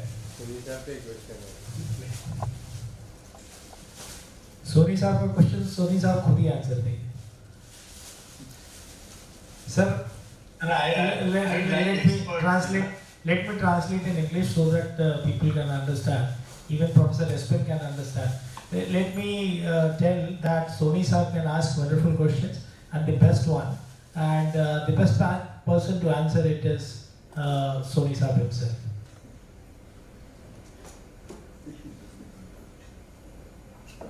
I heard Professor Espen number of times telling about the physical and financial. So for the financial derivative, the underlying variable, the physical reference index price becomes very crucial. And at present we have number of prices. So there is not a real firm index. So I was just trying to get your mind on whether we go for system marginal price of security constraint economic dispatch or couple all the prices. How should we go about so that we have a solid, rock solid reference price? Thank you. So Professor Espen, I mean, if you can answer that. Yeah, my answer is not clear cut. I mean, from the exchange point of view, one should go for the underlying index that is most attractive for the market so that it functions. But of course, for each producer, probably they have their preference, and depending on where they are located in India and what technology they use for production and what market they are aiming to, what power exchange they are aiming to sell their production. So this is a little bit probably a compromise, and there will probably always be a little, maybe call it basis risk for the specific producer concerning with what underlying we are using. But it's important to have an underlying that is objective, of course, and that is also attractive for a large part of the market, so that you introduce some kind of liquidity into this. Thank you. Any other question? I just had one question. I mean, I'm pretty loud, I think. Yeah. Pretty loud, I guess. I just have the question to Victor. Tell me why the low, I mean, because you are working on that, that's why I'm asking you. See, the basic problem of the intersector is the load forecasting or generation forecasting. Why we have not come up to that LLM level prediction? I mean, why we are, I mean, despite being a powerhouse in software, why we have not used LLM or the latest technology in load forecasting? Like, just to give you example, because you said this, I also track. See, for the month of August, I see a lot of transactions in futures, correct? Not in September. But see, the entire Western India, I was in WRNDC for 20 years. Maharashtra, Gujarat, the demand will come up just after Ganesh festival. So there will be a lot of rise, prices may go up. So why there is a reluctance of people to hedge that higher prices? That's the question. And what is the technology, why it is not coming up to that level of forecast? Sir, there's again a saying, I think it's a joke. So garbage in is equal to garbage out. So whatever best model we put, there's no data, so there is no way we can produce good result.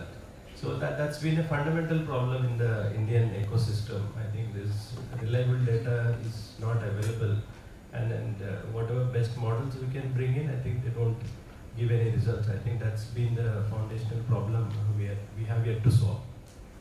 Yeah. So with this.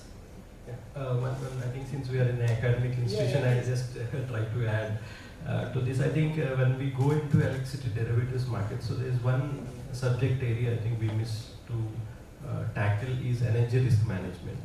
So that's I can say academic study we don't do much. I think that's where a lot of work will be going ahead.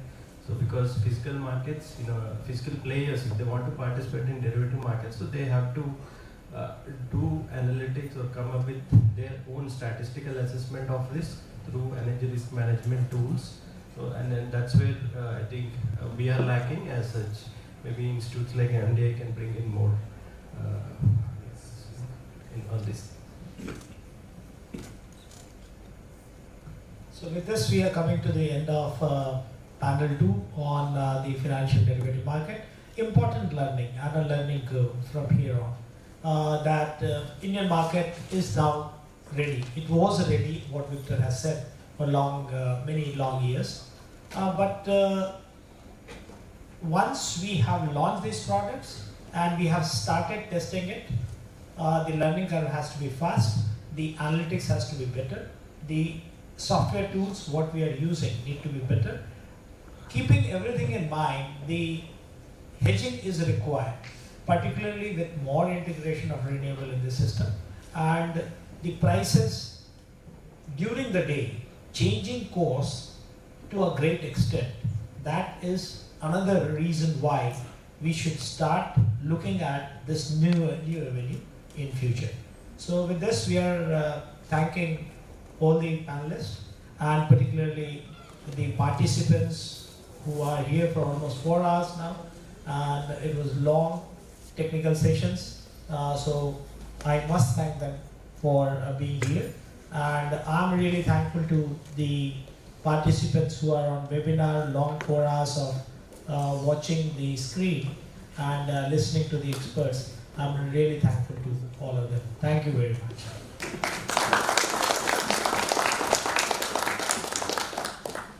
Thank you, sir. We now come to the end of the second panel, and I would now request Professor Rajat to facilitate our distinguished panel members.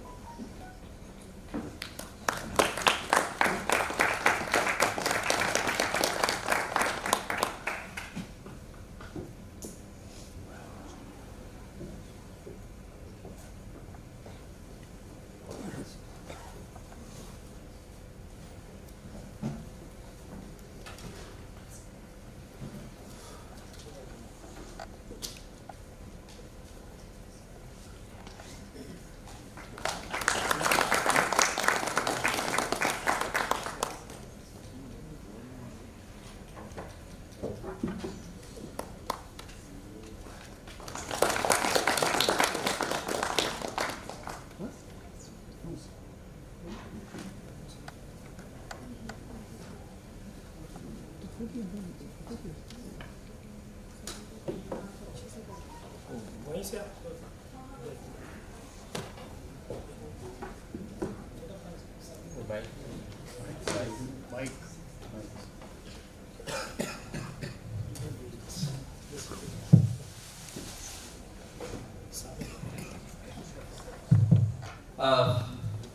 So I think good evening. I think with that, I'd like to thank all the participants, distinguished participants. There are a lot of information. We're just internalizing all those informations. Sector is changing. There are many things which need to be discussed. Maybe time is short, like Professor Bent has said that negative electricity pricing, which is very prominent in Western market. There's an issue of duck curve. There's an issue of Dunkelflaute in European market. These are the things where there are additional risks when you are integrating more and more renewables, and then of course there are loss of inertia. So I thought that we will have some discussion on that issues. But anyway, I think 1.5 day, even in the half day there are too much of discussion. But thank you all the distinguished speakers, particularly Professor Rene and Professor Bent for listening and delivering their expert, comments on various issues. Thanks a lot for your, support. I would like to thank our APM research scholars for executing the program, our IT support team, the team of faculties led by Professor Bisra, Professor Vanita, Professor Neetu, Professor Pragati, Professor Rahul, all the faculty who are the core team of this program, to all the participants who are listening very patiently and ask, there are pertinent questions, not that much, we don't have time. I think with that, let us close the program. We have a high tea outside. Thank you all, thanks a lot, and a great response. Token of memento for Mr. Arun Singh, who made a very good presentation. Thank you so much. I don't need to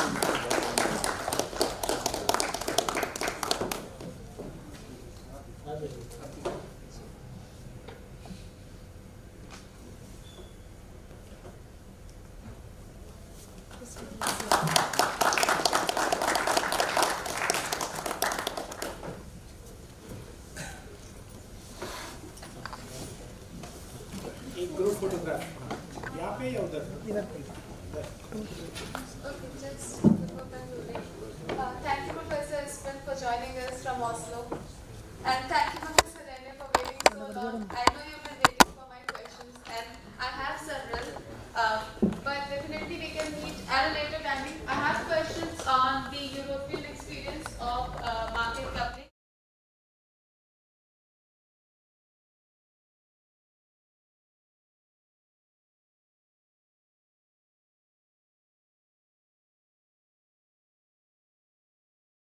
Right. There'll be now trading across the exchanges. So how much will that have an impact on the imbalance cost, that is the residual demand of electricity, given that it will be addressed like immediately now? So I have like a lot of questions, but I would love to discuss with you on a different call in details.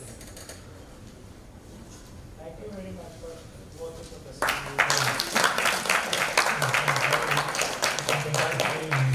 If you want, we can discuss this. It had some impact, I would say, on imbalance cost, and I think it reaches them a little.